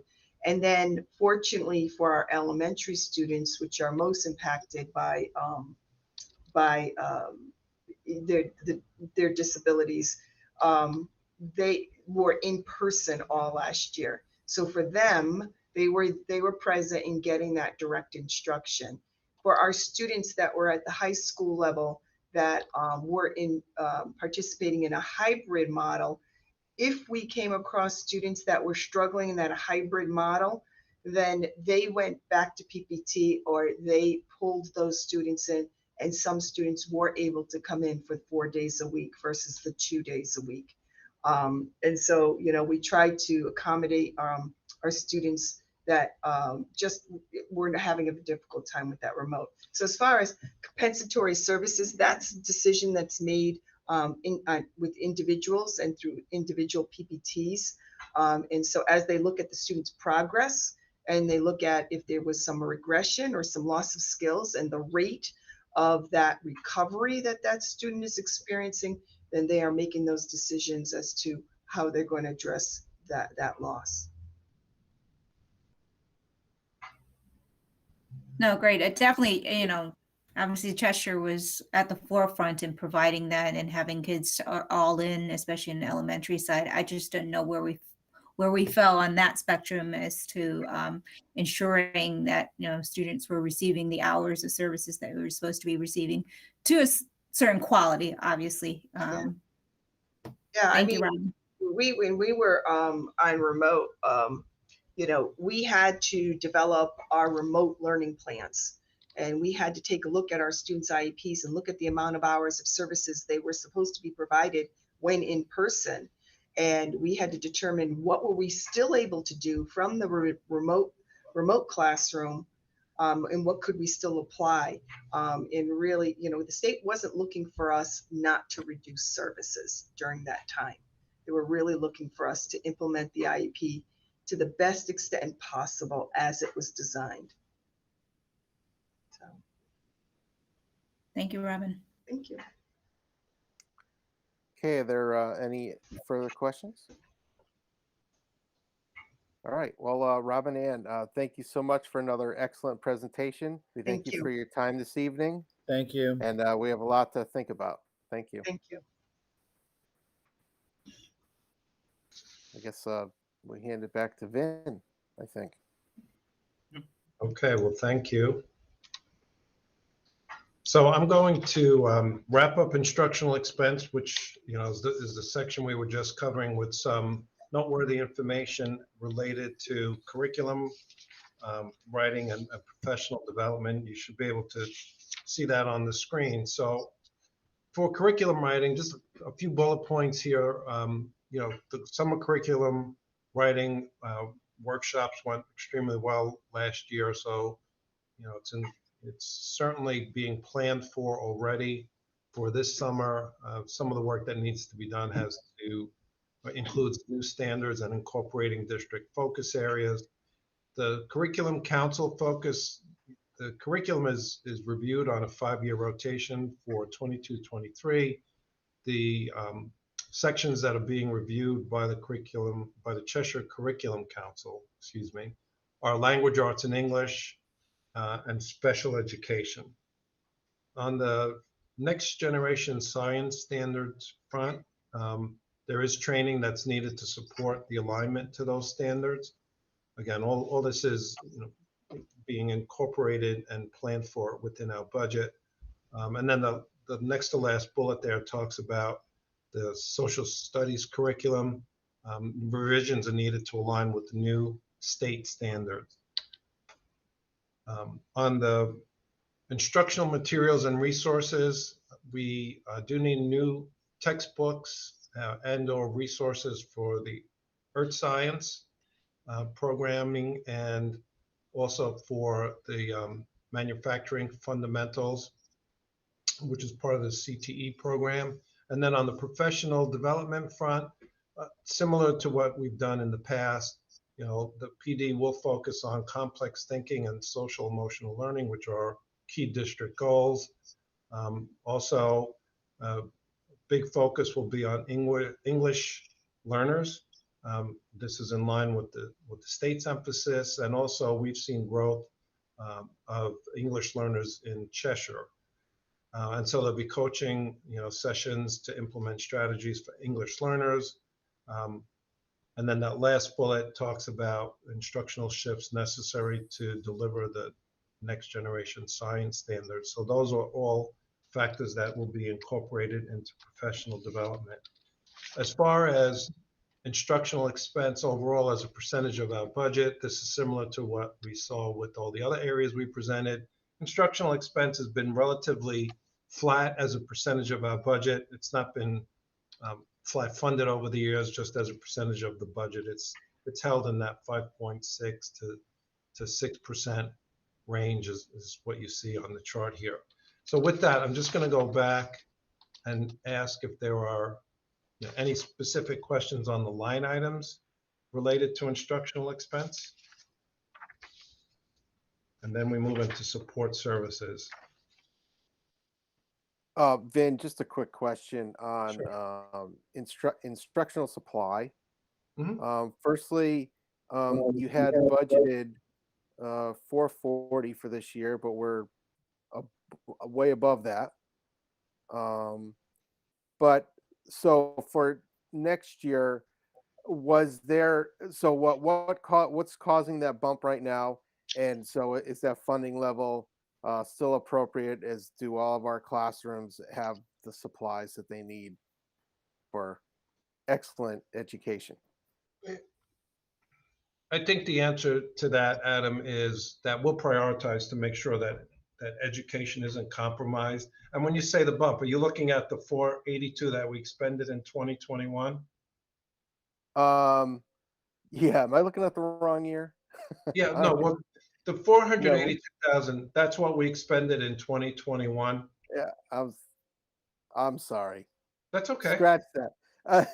As long as you think that we have enough, that 440 numbers is a good number for to keep our levels steady. That's all. I guess that's what I was asking. I think we're good there. Thank you. Sam, go ahead.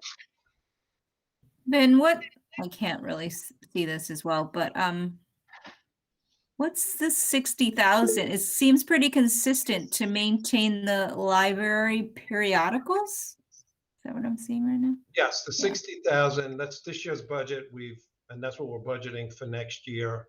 So what's happened, with library over the years, is these line items have decreased because we're relying so much less on printed materials, and we're using more online resources.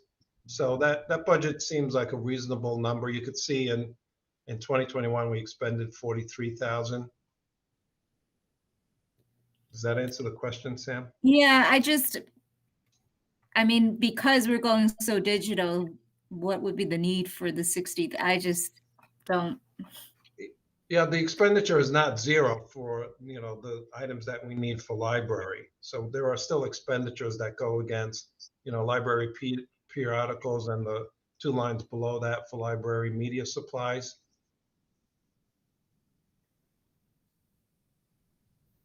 Okay. If I could jump in, I would also add that 43,000 in 2021 was also the school year where we shut down in March. Right. So that's important to remember. I want to stress that while we have certain textbooks, and I hate to even call them textbooks because they're platforms which have material in them that are videos, that are more manipulatives. Those things certainly are electronic, but I want to stress the importance of getting hard copy, regular books in the hands of students, and how we don't want to shortchange that in our libraries, for our schools, or in our individual classroom libraries. We've recently done a lot on our ELA progressions across elementary and middle school. We'll have one at the high school soon, and the focus that we still have on reading hard copy text. Hope that helps. And for anybody that, I mean, this might be difficult to read in the budget book itself, under the instructional tab, this is on page 11. And basically Vin's just walking through, the line items here, and it kind of outlines what the library books periodicals is and library media supplies, and we'll just keep subsequently walking through it. Make it easier if it's easier to follow that way. Faith, you had your hand up. I did, thank you. I probably should have written out this, but I'm looking at this budget. I have to say I am incredibly distressed by it. And Ben, the reason I asked for the per pupil expenditure on the non-special ed student, the general ed student, is that, and I don't want to take away from the special ed, but we're taking away from the general ed students. And if I were a parent, I would be mightily concerned. I mean, I look at replacement equipment. We spent $326,000 in replacement and $236,000 plus, in 2021. And now we're saying that we're going to be able to get by, or we said that we would get by with $118,750 and $118,750 for both categories last year, and we're going to do the same there. We're working against high inflation. This equipment has to be suffering from wear and tear. Every category is not what it is, even though the dollar value is the same as last year, it is not what it was last year, because it has just been reduced by an inflation factor of 6% or whatever we're looking at. And, I'll say more at the final meeting, but to cut, we're beyond cutting to the bone. We are in the bone. And we're at a real rock and a hard place here, because I don't know how much this town can carry. So I just am expressing my dismay over this. There's nothing I can do, but I don't know if anyone else is seeing the same thing I am. If I could just add one point before the next question. So if you look at the line replacement and new equipment in particular, the expended for 2021, keep in mind, as you know, as we manage through the budget year, as we get into April, May, June, if we have accounts that are below their budget and we can allocate funds to replace or buy new equipment, that's what we do. And that's what's reflected in the 2021 expended. And so my point is, yes, the budget for 22, 23 is below that level. But if we wind up at the end of 22, 23, where we have availability and we have a need in replacement or new equipment or any other of these accounts, we would allocate it. But from a budget point of view, you know, we're certainly trying to strike this balance. I think that's what you're getting at, Faith, between, you know, what we can afford to budget and what we would budget if we didn't have this year's limitation, you know, being driven by the enrollment and medical benefits.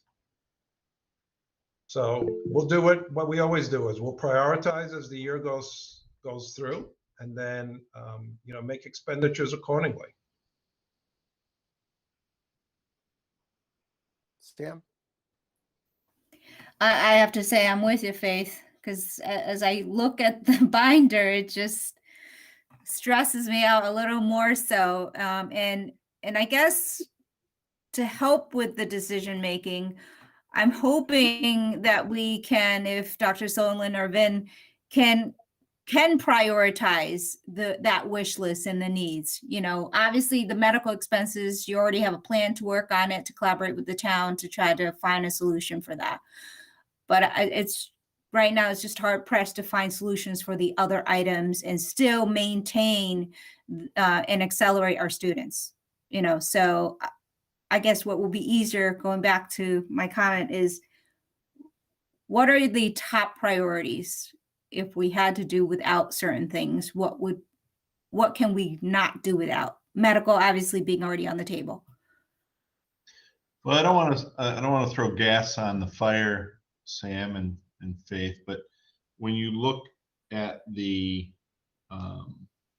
binder, you'll see that, you know, pretty much as you flip through line by line, there's a graph for each item that shows the historical, you know, allocation for those various lines.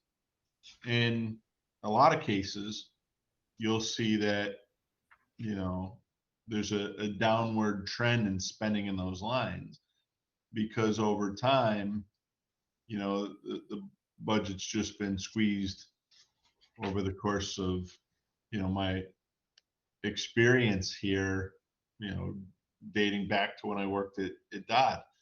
But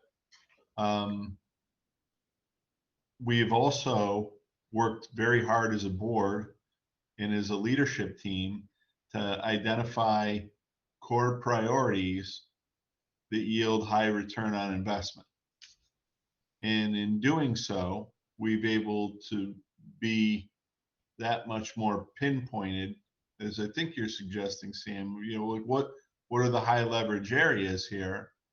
And our achievement has dramatically improved, and our services have, you know, diversified and improved. So yeah, I think we've just been leaner and more effective. In terms of the items that were moved forward on day one in our budget presentation, in terms of like, these are new positions that we're adding, those were all designed, as I think I mentioned that day, to sustain services, to not, you know, really make leaps and bounds. If we're talking about making, which I think is pretty good, by the way, sustained services, what we provide is you know, pretty darn good for our community. To build upon what we're providing is definitely important. And that I sent that document to the board, I don't know, a week and a half ago, and feels like a week and a half ago. In COVID time, that could have been like Tuesday. I don't know. But tomorrow, why don't we, or excuse me, Thursday, there I am when the time lapse again. Why don't we go through that? Because you had asked that question in one of our, I think the first night I presented the budget, and we can go through that together. I could kind of pinpoint, you know, like for you and the community, what we're looking at and why is priorities. Yeah, that would be actually very helpful, Dr. Solon. You know, just speaking as an individual, you know, I personally would not want to take away the direct impact on students. Anything that would have a direct impact on students and the growth and progress of students moving forward, because we do need to accelerate our students to be competitive, right? Or to maintain our competitive status. So I think that, you know, we have all these numbers thrown at us. I am looking at the binder every single night, and I just go back to what is truly doable here. What is reality at this moment in time? And I also think that, you know, we need to be paid back what was given last cycle. And that's going to be a bigger argument, but that would be helpful. Thank you. Sure.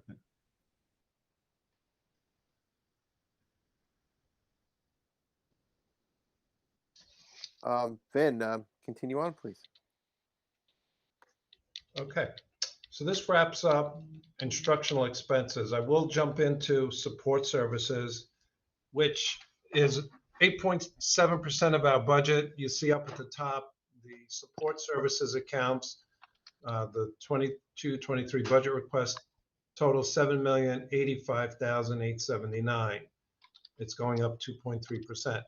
Important to note that the vast majority, 57% of the support services line is for student transportation, which I'll show you some more detail on that in 1 second. And then the smaller percentages, the next largest category is other professional services, which, you know, that budget counts for technology services, including Apex, who's our network service provider, Board of Ed, legal services, audit services that we pay SOS, our auditors for.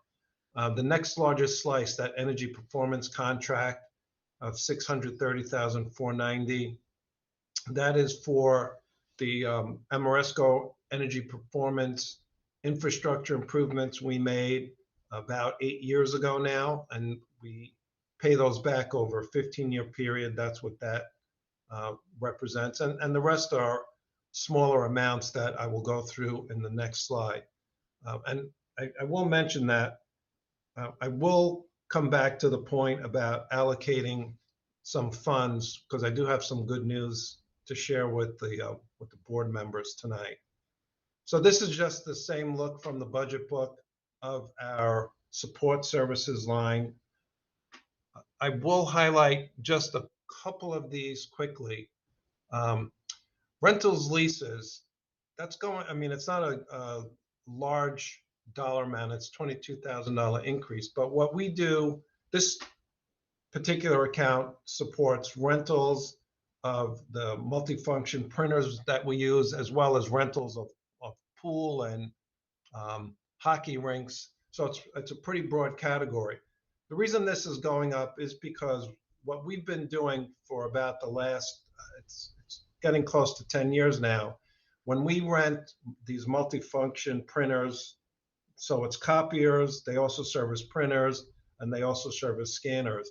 What we've been entering into is municipal lease agreements where we could buy the machine at the end of 5 years for $1. So we had quite a few machines that we had purchased for $1 that we've been running the last 3 or 4 years. So we're not making any payments, only for the use of the machine. So those machines finally reached a point where they're no longer viable. So we had to enter into new 5-year municipal leases on some machines, you know, to the tune of about $20,000 or so. So that's why that line item went up. An important line to look at here is the Pupil Transportation line. Oops, didn't mean to do that. $3,627,790. If you could see where my cursor is, you'll see that we budgeted that flat. We were able to do so despite a 2% contractual increase, and I'll talk about that in a minute. But we are finding savings with route consolidation, which we've been doing for several years now. So that's some good news. Even though our contract cost is going up by somewhere in the neighborhood of $75,000, we'll save that with some other reductions. Property insurance and liability insurance, you can see those are going up by significant percentages. Doesn't really have that much to do with claims that were filed here in Cheshire. It just has to do with the general cost of property and liability insurance. HD Seeger is our broker. They are shopping. These were early estimates, but those increases, unfortunately, are in line with the industry trend. And hopefully HD Seeger will be able to find some coverage that isn't quite that high in terms of an increase, but I'm doubtful that they'll be able to do that. The rest of the line items, transportation supply, we are increasing that budget, anticipating that fuel prices, and this is primarily fuel for the buses, whether it's diesel or gasoline. So we increase that because we don't know if fuel prices will be higher next year, or we'll be able to lock those prices. So that's just a high level review of all the lines.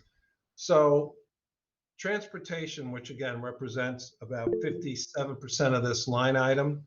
I see Mr. Martelli's raised his hand. I'll just explain this and then we'll pause. Of our student transportation, about 54%, 2.1 million, is for our general public school routes. Special education is about 23%, or 945,000. The next slice there is for fuel, equipment, and repairs. That's 353,000. Just to be specific, the repairs are for the Board of Ed vehicles that are owned. That goes, repair services are covered under their contract, but the board owns about a dozen vehicles and we maintain and repair those. Student activity, what that refers to are the sports and extracurricular runs that we do. Private school routes, that is the transportation that we provide for St. Bridget students, which we are required to do. It's mandated. The 162,000, so students that attend VOAG schools, Wilcox, and other, that's transportation we're obligated to provide. And finally, that last slice is transportation insurance. So that just gives you kind of a high level picture of where the transportation dollars are going. Again, that's 3.6 million plus the 353,000. So this is our, outside of salaries, transportation is our largest line item. And I'll pause there, Mr. Grippo, for questions. Andrew, you had your hand raised. Sure, Vin, can you just go back to the last slide with the insurance number? Yes. So is that, it's a $40,000 liability insurance increase. So we use HD Seeger. So do we shop that to multiple parties? I mean, that's a 40% increase. Yeah, that's what HD Seeger does. They shop different carriers for us as our broker. So between property insurance and liability, you're looking at a 60% increase. Well, no, it's whatever, 35% of those two lines combined, right? It's the average of 23% plus 39%. All right. Yeah, it's a huge increase, higher than we've seen in many years. Is it because of like claims, or is that just the industry is dictating that? Yeah, it's the industry. It's the broad claims that are happening, with all the hurricanes and other events that have driven up insurance costs. This is how the insurance company make it up. It's really not because we've had extraordinarily high claims at all. It's the industry. And they're seeing this on the town side as well, unfortunately. Maybe it's time to look at HTC. I mean, I know that they're, they do a lot of municipal coverage, but. Yeah, I mean, in fairness, HD Seeger, I know we had talked about it in the benefits section, but, they did shop our workman's comp insurance. And so we saved about $100,000 this year moving from Kerma to Travelers. And for next year, we're expecting savings of about $72,000 against that line. So it really is market forces that are driving this. And again, hopefully we'll get some better news when the shopping process is finished, but that's where it is currently. Great. Thanks, Vin. Okay. Tim, you had your hand raised.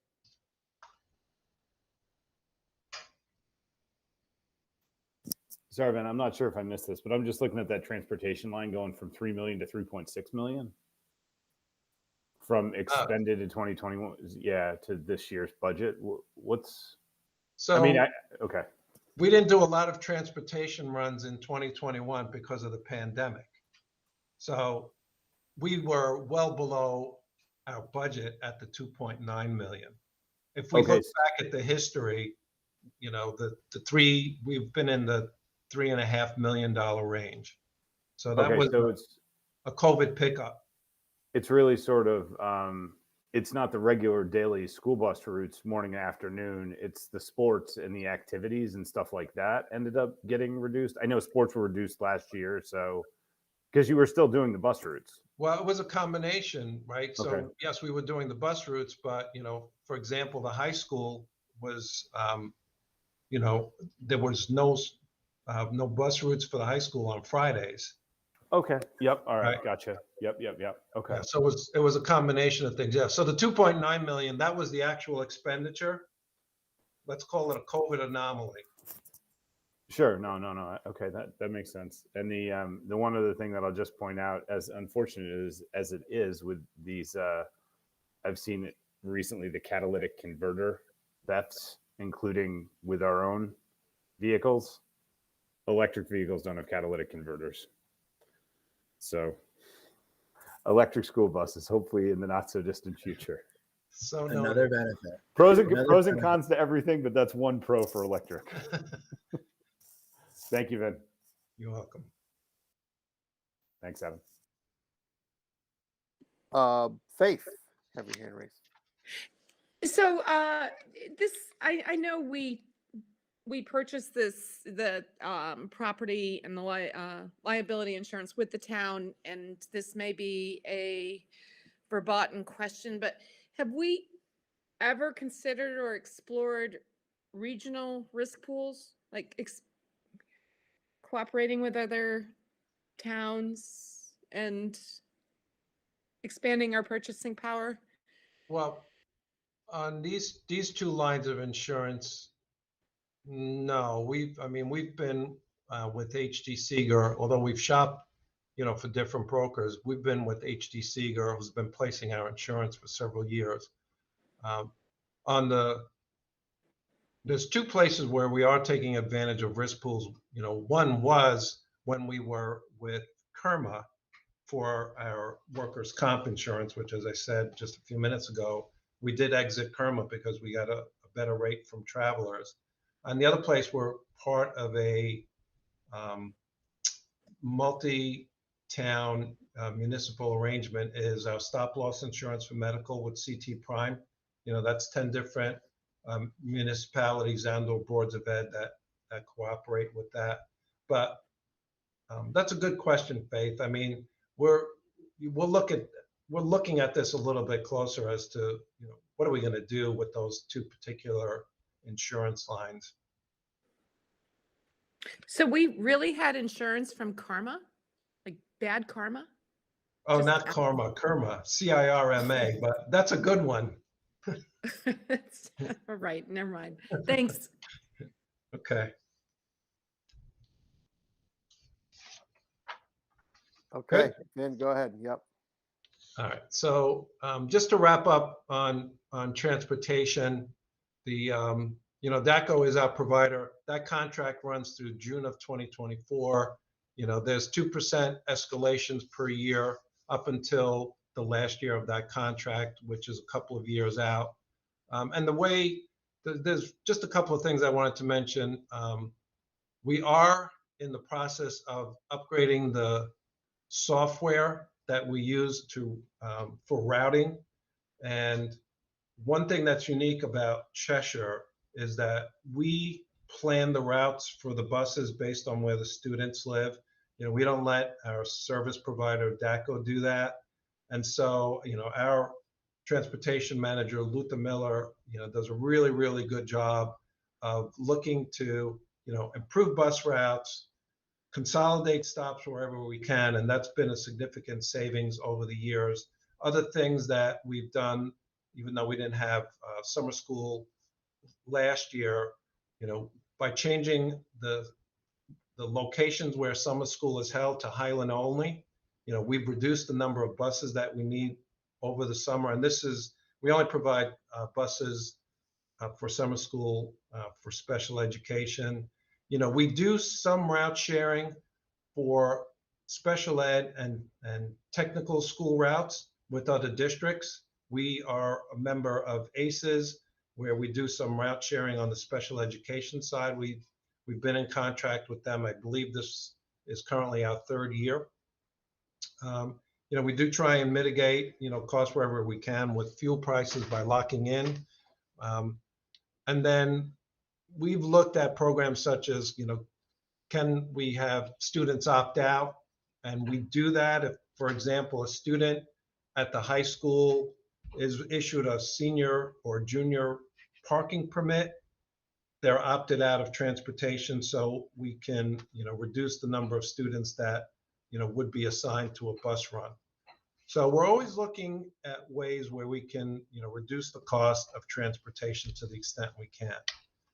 On the operations side, I'll pause for the question before I give you the breaking news here. All right, thanks. With the buses, Vince, since you've been here, have we reduced the number of buses? Yeah, we have over the years, and we were over 40 bus runs at one point, and we're, I believe, at 37 or 38 this year. I'd have to just double check the number.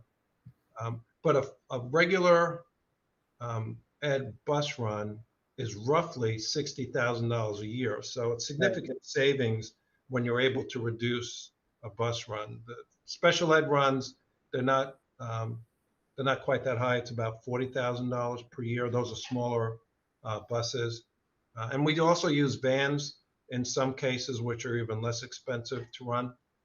Plus we have, as I was saying, we have a dozen vehicles, with Board of Ed drivers that are significantly less expensive than having that outsourced to DACO. Got it. Thanks. So we're trying to get a lot of bang for our buck. All right, you ready for a little budget good news? Yes. You have some, Vin? Let's hear it. I really do. So we've gotten 2 grants approved in the last 60 days that are very significant, and I'm very pleased to let you know. The first one is through the Emergency Connectivity Fund, which is basically an E-rate program. We received $649,407 that is used to replace student Chromebooks that either are or will be at end of life. Now, this is a grant that Michael Papa, our technology director, works with E-Rate Online, which is a service provider that we use. So that award is already in effect. It requires 0 outlay of funds from the schools. Now, we'll be able to purchase roughly 1,800 student Chromebooks with that funding. We have roughly 4,200 Chromebooks either in students' hands that they take home or that they leave, here in school and they use during the school day. So our fleet of Chromebooks is very, very large. This 649,000, essentially what it does is it frees up money that, we have, in our budget for Chromebook replacements that we'll be able to use for other things, such as to upgrade the smart boards from smart boards to smart flat panels. We funded the smart board project through capital. We have not been doing that in recent years. We're funding it out of our operating budget. And again, whenever we free up a budget line, like the account that we would use for Chromebook purchases, which is the capital equipment account, we can use it in other places. So, if next year we do have a need on the textbook line or, on the library periodical line, we can allocate the funding to do that. So that's grant number one. And then grant number two, slightly different grant type. But in June, we applied for round 5 of the school security competitive grant, and we were awarded $959,687. Now, this grant is specifically for physical building security improvements. It's a reimbursement grant. We get 45% reimbursed. So to get the $959,000, we have to spend $2.1 million. It's important to note, though, that we do have funding allocated from our capital budget for some of these security improvements that we applied for this grant for, not the least of which is the person traps that we installed at 4 schools this summer. So again, very significant, grants which, either relieve our operating budget in the case of the first one, or provide reimbursement against capital expenditures in the case of the school security one. Okay, so that's my good news for this budget season. And I see, Mr. Grippo, there are some questions. Yes. Firstly, Vin, congratulations to you and your team. As Mrs. Rosenberg also said, that I know that writing grants can be a tedious process. So those are some big wins there. Let's see. I guess since Faith's name shows up first, Faith, you are your hand. Go ahead. Kudos on that one, on those two. Those are great. Hey, Yeah. Are you restricted in your ability to shift accounts? Do they have to stay, or funds, do they have to stay within the specific account, or can you shift funds between accounts? Like, Well, can you? the way that process works is that we will offset during the school year. Generally, we stay within the account line. So support services stays within support services. Okay. So we don't transfer funds. We'll overexpend one where one is below budget. And then the board formally approves at the year end the transfers between those account groupings. So certified, non-certified, support, instructional services, maintenance, and operations, and medical benefits. So that's how it works. We don't do intra-year fund transfers. So when we look at the monthly finance reports, we do spend some time, and more so as we get to the end of the year, showing here's where we're over, here's where we're offsetting it, and that's how we manage the budget and stay. Of course, we always have to stay within our budget. Technically, the board members are responsible if we ever go over our full budget, Right. Which will not happen on my watch. I value my job, so we'll always be within budget. So just to make sure, we can't say take 649,000 from our equipment, instructional equipment, and put it in, I don't know, health benefits, or. We could do that if that Is was that legal? the desire. No, Yeah, I'm not saying it is, but just curious. You could, as long as you're within the total appropriation of that's provided by the council, you could do those kinds of shifts. Okay. And as I say, there's really 2 ways to do it. overexpend, in one account where and offset it with accounts where you're below budget, or you could do formal transfers. We've not done that, here in Cheshire previously, but it could be done. Thank you. You're welcome. Tim. Thanks, Adam. Hi, Vin. Thank you for doing this.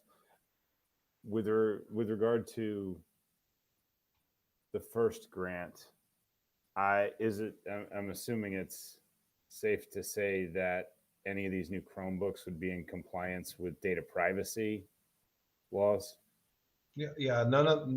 Everything that we're doing, none of that would change in terms of, how the devices are managed, the protections that we offer through those devices. I know there was a data privacy presentation, I guess, a month ago, by our technology team and Mike Papa, our technology director.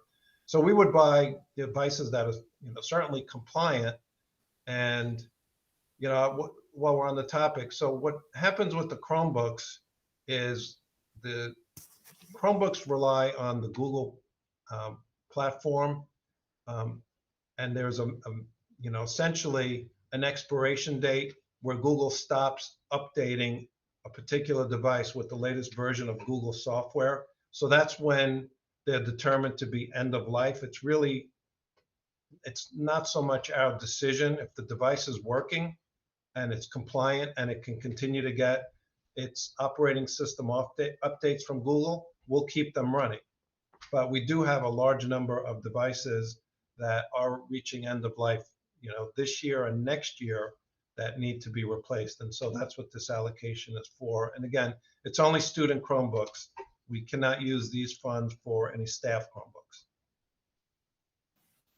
Thank you for that. Yeah, and I guess I'll just say as a parent, the data privacy, I personally wonder if the laws go far enough. I mean, Google's going to be light years ahead of any laws as far as I'm concerned, and they do make money off of data as far as I know. So it's just a general concern for me. I don't know what the answer is. I couldn't begin to tackle it, but it is concerning. I mean, it's not just Google, it's Facebook, all these social media that I assume they're making money off of data. So it's concerning. Anyway, thank you for going out and getting the grant. I do appreciate it.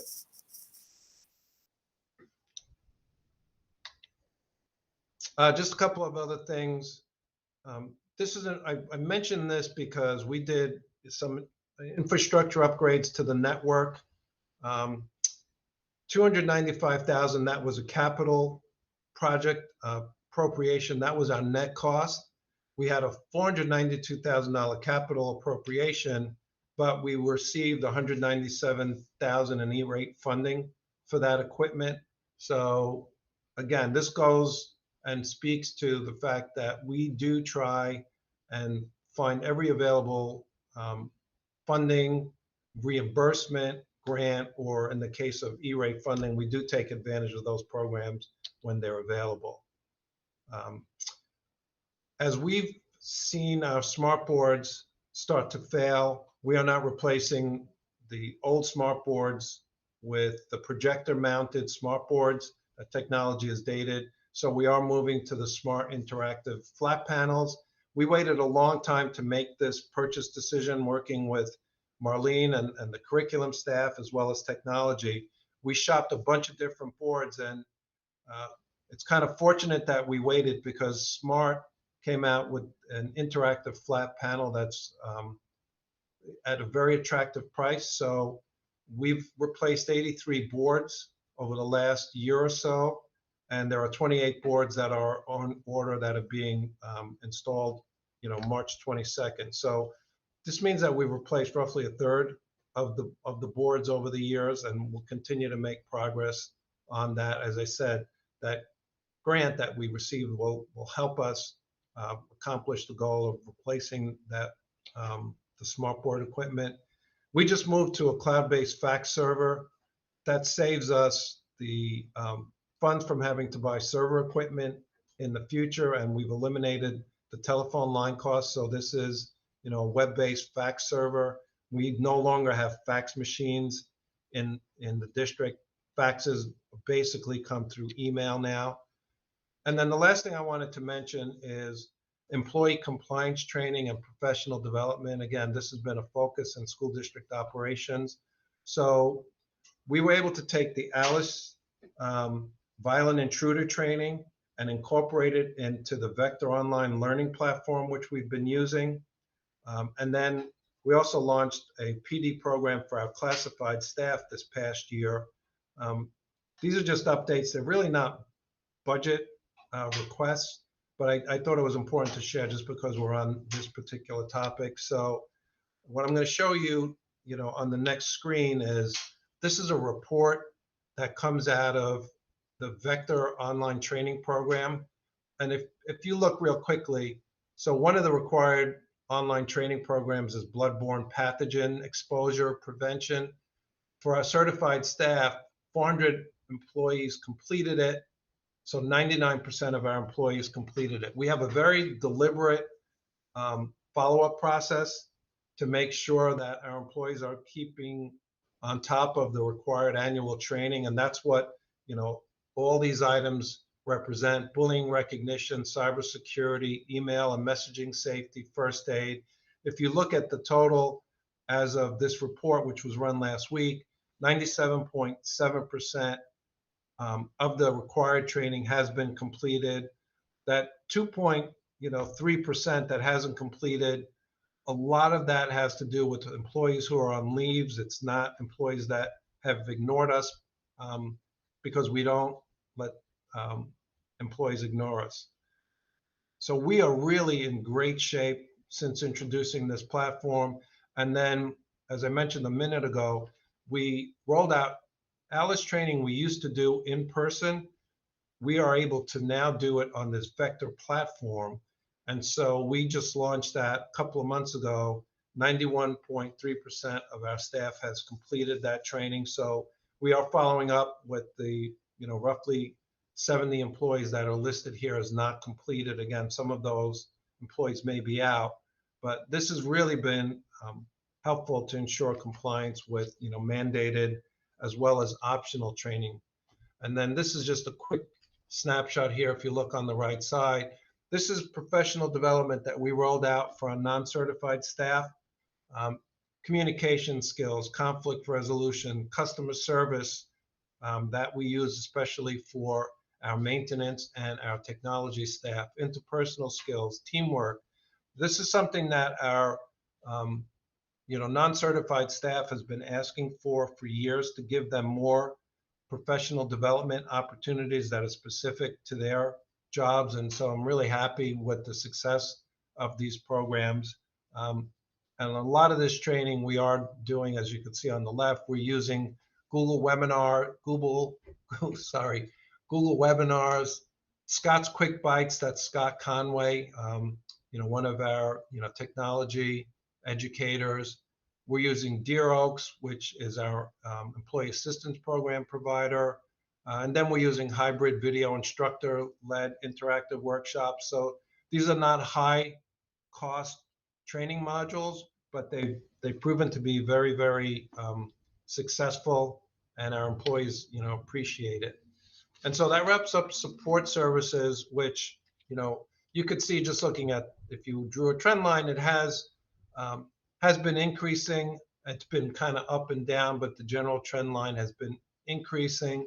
A lot of that increase has to do with the cost of student transportation. And I will pause there to see if there are any questions on support services.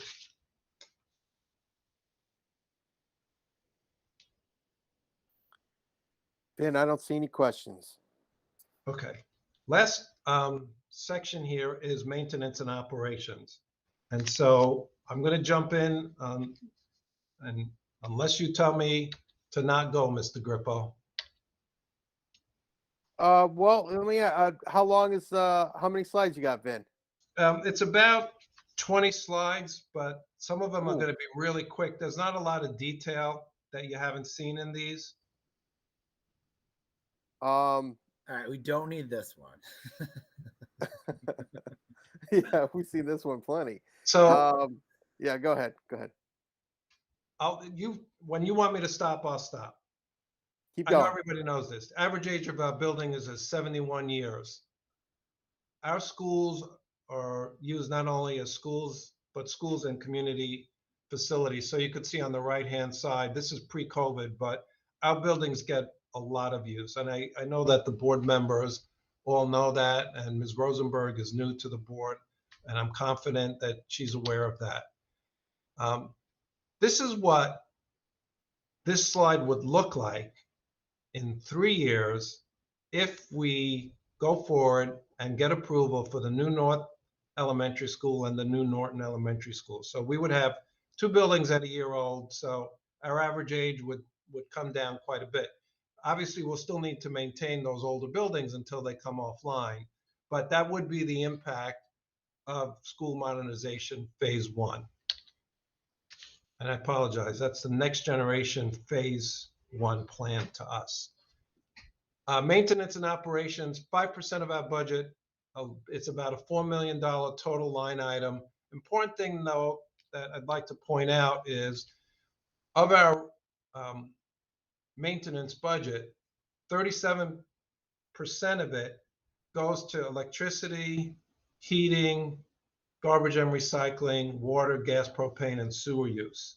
So, even though it's a significant line item at $4 million, a significant portion of that does go to utilities and heating, not to repairing buildings. So the converse is, what are we using for maintenance lines outside of utilities and heat? And it's about 2.5 million. However, 31% of that is cleaning services. So the amount that we allocate for building improvement is a few lines. It's 596,000 for repairs and improvements to the buildings, another 251,000 for grounds maintenance, plus this 297,000 for maintenance services. Those are outside providers that we use other than the cleaning service. The rest are relatively small dollar amounts. This 130,000 is our snow plow budget. So far this year, we're looking pretty good. However, I know that there's a large snowstorm predicted for Saturday. Hopefully we don't get anywhere near the amount predicted, but the snow plowing, if we have a good season, some of that 130,000 is freed up so that we can use those funds for other things within the building repair lines. These are the lines, the increases, as you can see in the budget book, they're relatively modest. We did up heat and energy for next year simply because we don't know where fuel prices are going to go. Hopefully they do subside as we enter the new budget year. We also budgeted, I'll call them modest increases for our maintenance repair and maintenance supply line, but there's really not a lot of increase requested in this year's budget for maintenance and operations. The next section really would take us through a high-level review of the capital budget. So I'm going to keep moving on. The capital budget, just to be clear, capital budget is used to fund building improvements that are of a non-recurring nature, and they're $110,000 or more. Council approves a 5-year capital expenditure plan, but they only fund the first year in that plan. And then any expenditure that's capital expenditure over 500,000 requires a voter referendum. This is proposed. It hasn't been reviewed or opined on by the planning committee of the Board of Ed. So this at this point is a proposal, from Dr. Solon and I, and you could see that for the next 5 years, the request is 32 million. I will note that it excludes Chapman, Norton, Darcy, and Hummiston because those are the schools that would be affected if we go forward with and get approval for the next generation plan. And you could see roughly the categories. There's no change here over prior years. Window replacements, 9 million. Paving, roofing, sidewalk, masonry, 6.8 million. Improvements to the district cafeteria, 5 million. HVAC improvements, 3 million. These are all items that are just necessary to keep our buildings in good repair and operating efficiently. If we look at, of that 32 million, instead of looking at it by category, look at it by school, you could see that, not surprisingly, high school is 11.8 million of the request, followed by Dodd at 7.2 million, followed by Doolittle. Doolittle's a little bit of a surprise at 6.6 million, but they need a roof system that's $3 million. That's included in the capital budget. And then if I just highlight what's the request that we're asking for funding and money for 22-23, it's in these categories. Window replacements, $1.3 million. Roofing, sidewalk and paving, 975,000. District cafeteria improvements of 845. That's primarily for Highland School. And then you could see the rest of the categories. And again, I'm not going to spend a lot of time on this because it will go before the planning committee for additional review soon. We are supposed to approve the capital budget at the same time as the operating budget. Over the last decade, the board's requested an average of 24 million. The council has approved about 19.6 million. So the council is approved the 5-year plan at about an 81% rate. However, if we look at just the 1-year funding approval, the council's approval rate has been about 66%. So we're really not investing enough in the buildings based on the requests. Some years, like you could see here in 2021, the request was 585,000. You know, we were working aggressively on the school modernization plan. We trimmed our request down to bare bones, but we really do need to start increasing the capital investment in our buildings beyond those buildings that will be replaced through the next generation plan. We do have, and we're almost done. I did want to just point out, as I do every year, we do have an emergency fund in the event of some type of a repair need that we can't cover through our operating budget. It's called the Building Maintenance CNR Fund. You know, any disbursements from the fund, which currently has a $233,000 balance, needs to get approval of the board and then approval of the town council. But, you know, that is there, and you could see based on the list, we've used it in the past for boiler replacements, emergency roof replacements, work on the utility tunnels in the high school back in 2011. So this is, you know, in the back of my mind, I always know we have a little bit of a backstop for a moderate repair need that we can't cover. You know, any improvements we make, you know, in particular through the capital budget, you know, we have to look at them as investments. The pictures that you see here at the top left, those are the 3 new boilers that went into Doolittle this past summer. Over on the right side, that gentleman is Richard Clevet. He's our facilities director. He's at Highland standing next to the 2 brand new condensing boilers that were installed this summer. And then that bottom picture I put in there because the investments we make in boiler plants are important, and the boilers at Highland and Doolittle, and in particular at Doolittle, which were original to the building, those needed to be replaced. But that doesn't do as much for us as securing our building envelope. So that bottom picture are the windows that were installed at Cheshire High School a couple of years ago. It's very, very important that we continue to improve on our building envelopes. Many of our schools have original windows, single pane glass. Really, Norton is the only one that's fully double pane glass.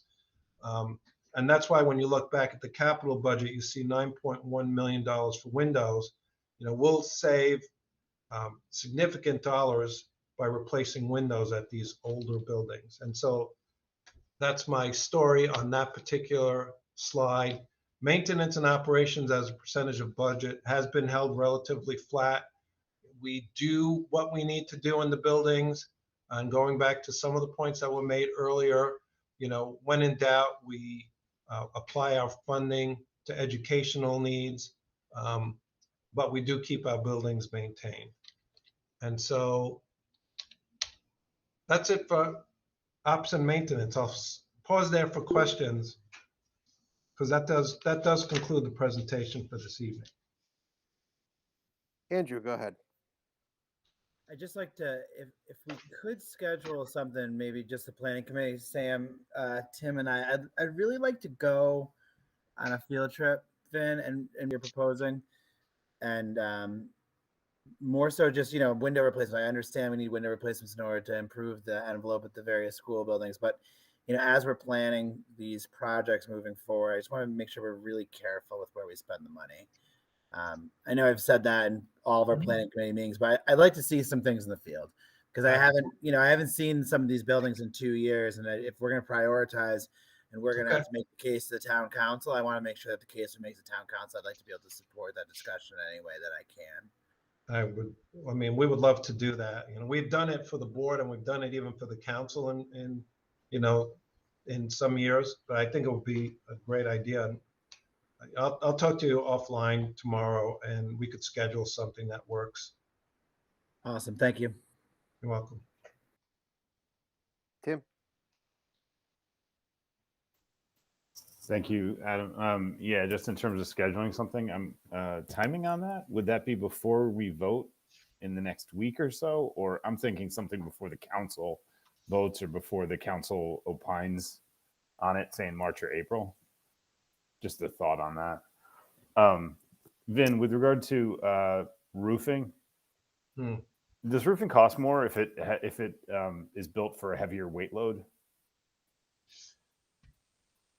Well, to allow for a heavier weight load, that would require re-engineering some of the structure. It's not the roof system. It's not the replacement of the roof. It's not the rubber membrane or the insulation layer. We'd have to shore up the actual design of the roof systems, and especially the large roof systems over gyms and cafeterias, all those large spans. So not such a simple thing. No, okay. But it can be done. Yep, no, understood. It's some money. I get it. And what I'm talking about, what I'm thinking what's on my mind is, another pro of sustainable construction, if we can avoid those HVACs on the roofs, using geothermal as an example, that would be a potential savings right there. And again, pros and cons and everything. Let me see. I thought I had, and one other question. Do you, I don't need it right now. Maybe it could be for the planning committee, but have you had any sort of update from Energy Resources on the solar arrays that had gotten proposed for, was it Doolittle and Highland? I'm just curious. Have you talked to them in the past 6 months? No, but okay.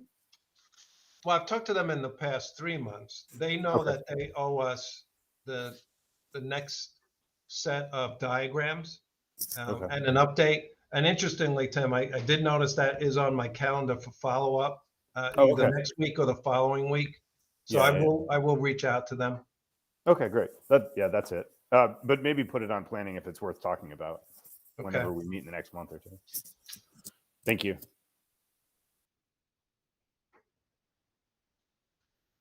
Okay, so Vin, that you said that concluded your presentation for the evening? We're actually done with the administrative review of accounts. So yes, we are done for the evening. So the next meeting is the public info session on Thursday. Okay, so so my thought was that since there was going to be public informational, that unless there was any unless I'm getting a lot of pushback from the board, that we would have that in person. I think at the Dodd Cafetorium, I think is where the thought was there. That way, if someone would wish to speak, they can come and speak in person instead of sending an email or something like that. And for Sam, who hasn't done this before, that the next meeting is a little weird because that's where we'll all discuss our thoughts on the budget and add either motions for the finance committee anyway, motions or changes to the proposed budget, and then we can discuss that.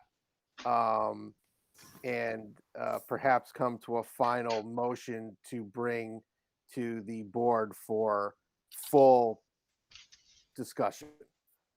So the next meeting, so it's a kind of weird. You don't get to like have a subcommittee meeting beforehand. All the discussion is done in public, which is why I think it'd be great to do that in person. Is there any comment or pushback on that at all?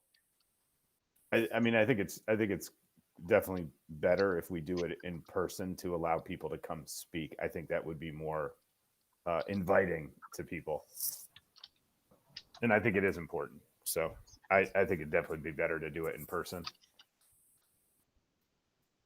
Yeah, Well, I we'll agree see. with Tim. I totally agree with Tim, and I just need another session to digest a little more. And I know Dr. Stolen said he was going to get some more information, at least to tease out some of the initial questions I already had. So that's fine with me. Sam, when you say you would like another session, do you mean like Thursday is good for you, or would you say are you preferring to maybe we have more discussion on Thursday and then push out our potential final recommendations to the full board out to next Tuesday? What is your thought there? I would like Thursday to be another discussion, especially since, I did ask some questions tonight and information will be forwarded. Okay. And if it's, depending on what is provided, we might be able to act on Thursday, but I'd like to have Thursday as an opening, an opportunity, if need be, to dive a little deeper into anything that's presented on Thursday. Okay. I personally don't have a problem with that. I'll speak with Tony since he's not on the meeting tonight to see if he has any thoughts on that. But as far as the committee goes, we have time. Vin, right? We have up until we have to. Our drop dead date is what, February 15th, right?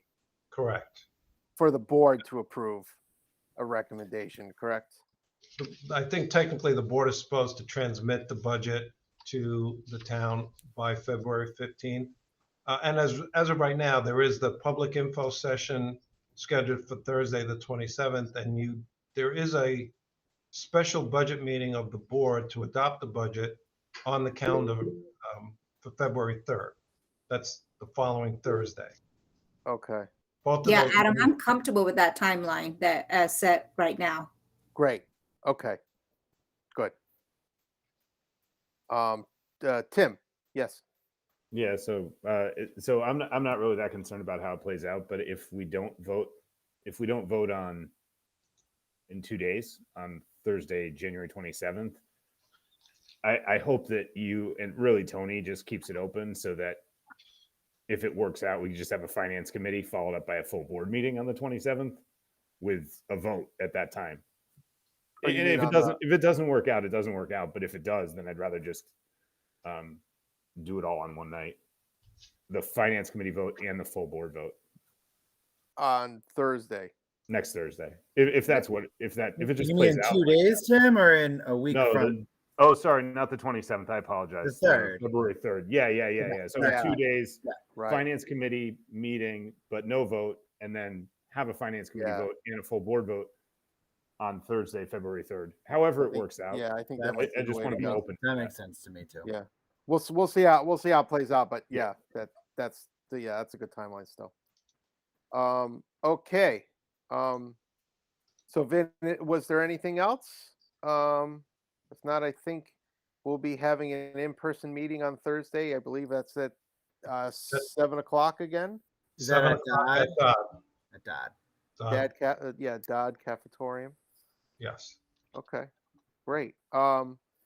So seeing no other business on the agenda, can I have a motion to adjourn? Wait, let me take it from. Well, I can only see Tim and Andrew here. Is there? Yeah, this is of the whole, right? So Tim, you made the motion. Andrew, it looks like you're seconding. So I can't see everyone. So all in favor? Aye. Aye. I can't see everyone else. Yeah, the motion Was it passed. unanimous? I think it was unanimous. Okay. I think it's All right, I think it's unanimous. unanimous. Now All let's right. keep this going because it's so Well,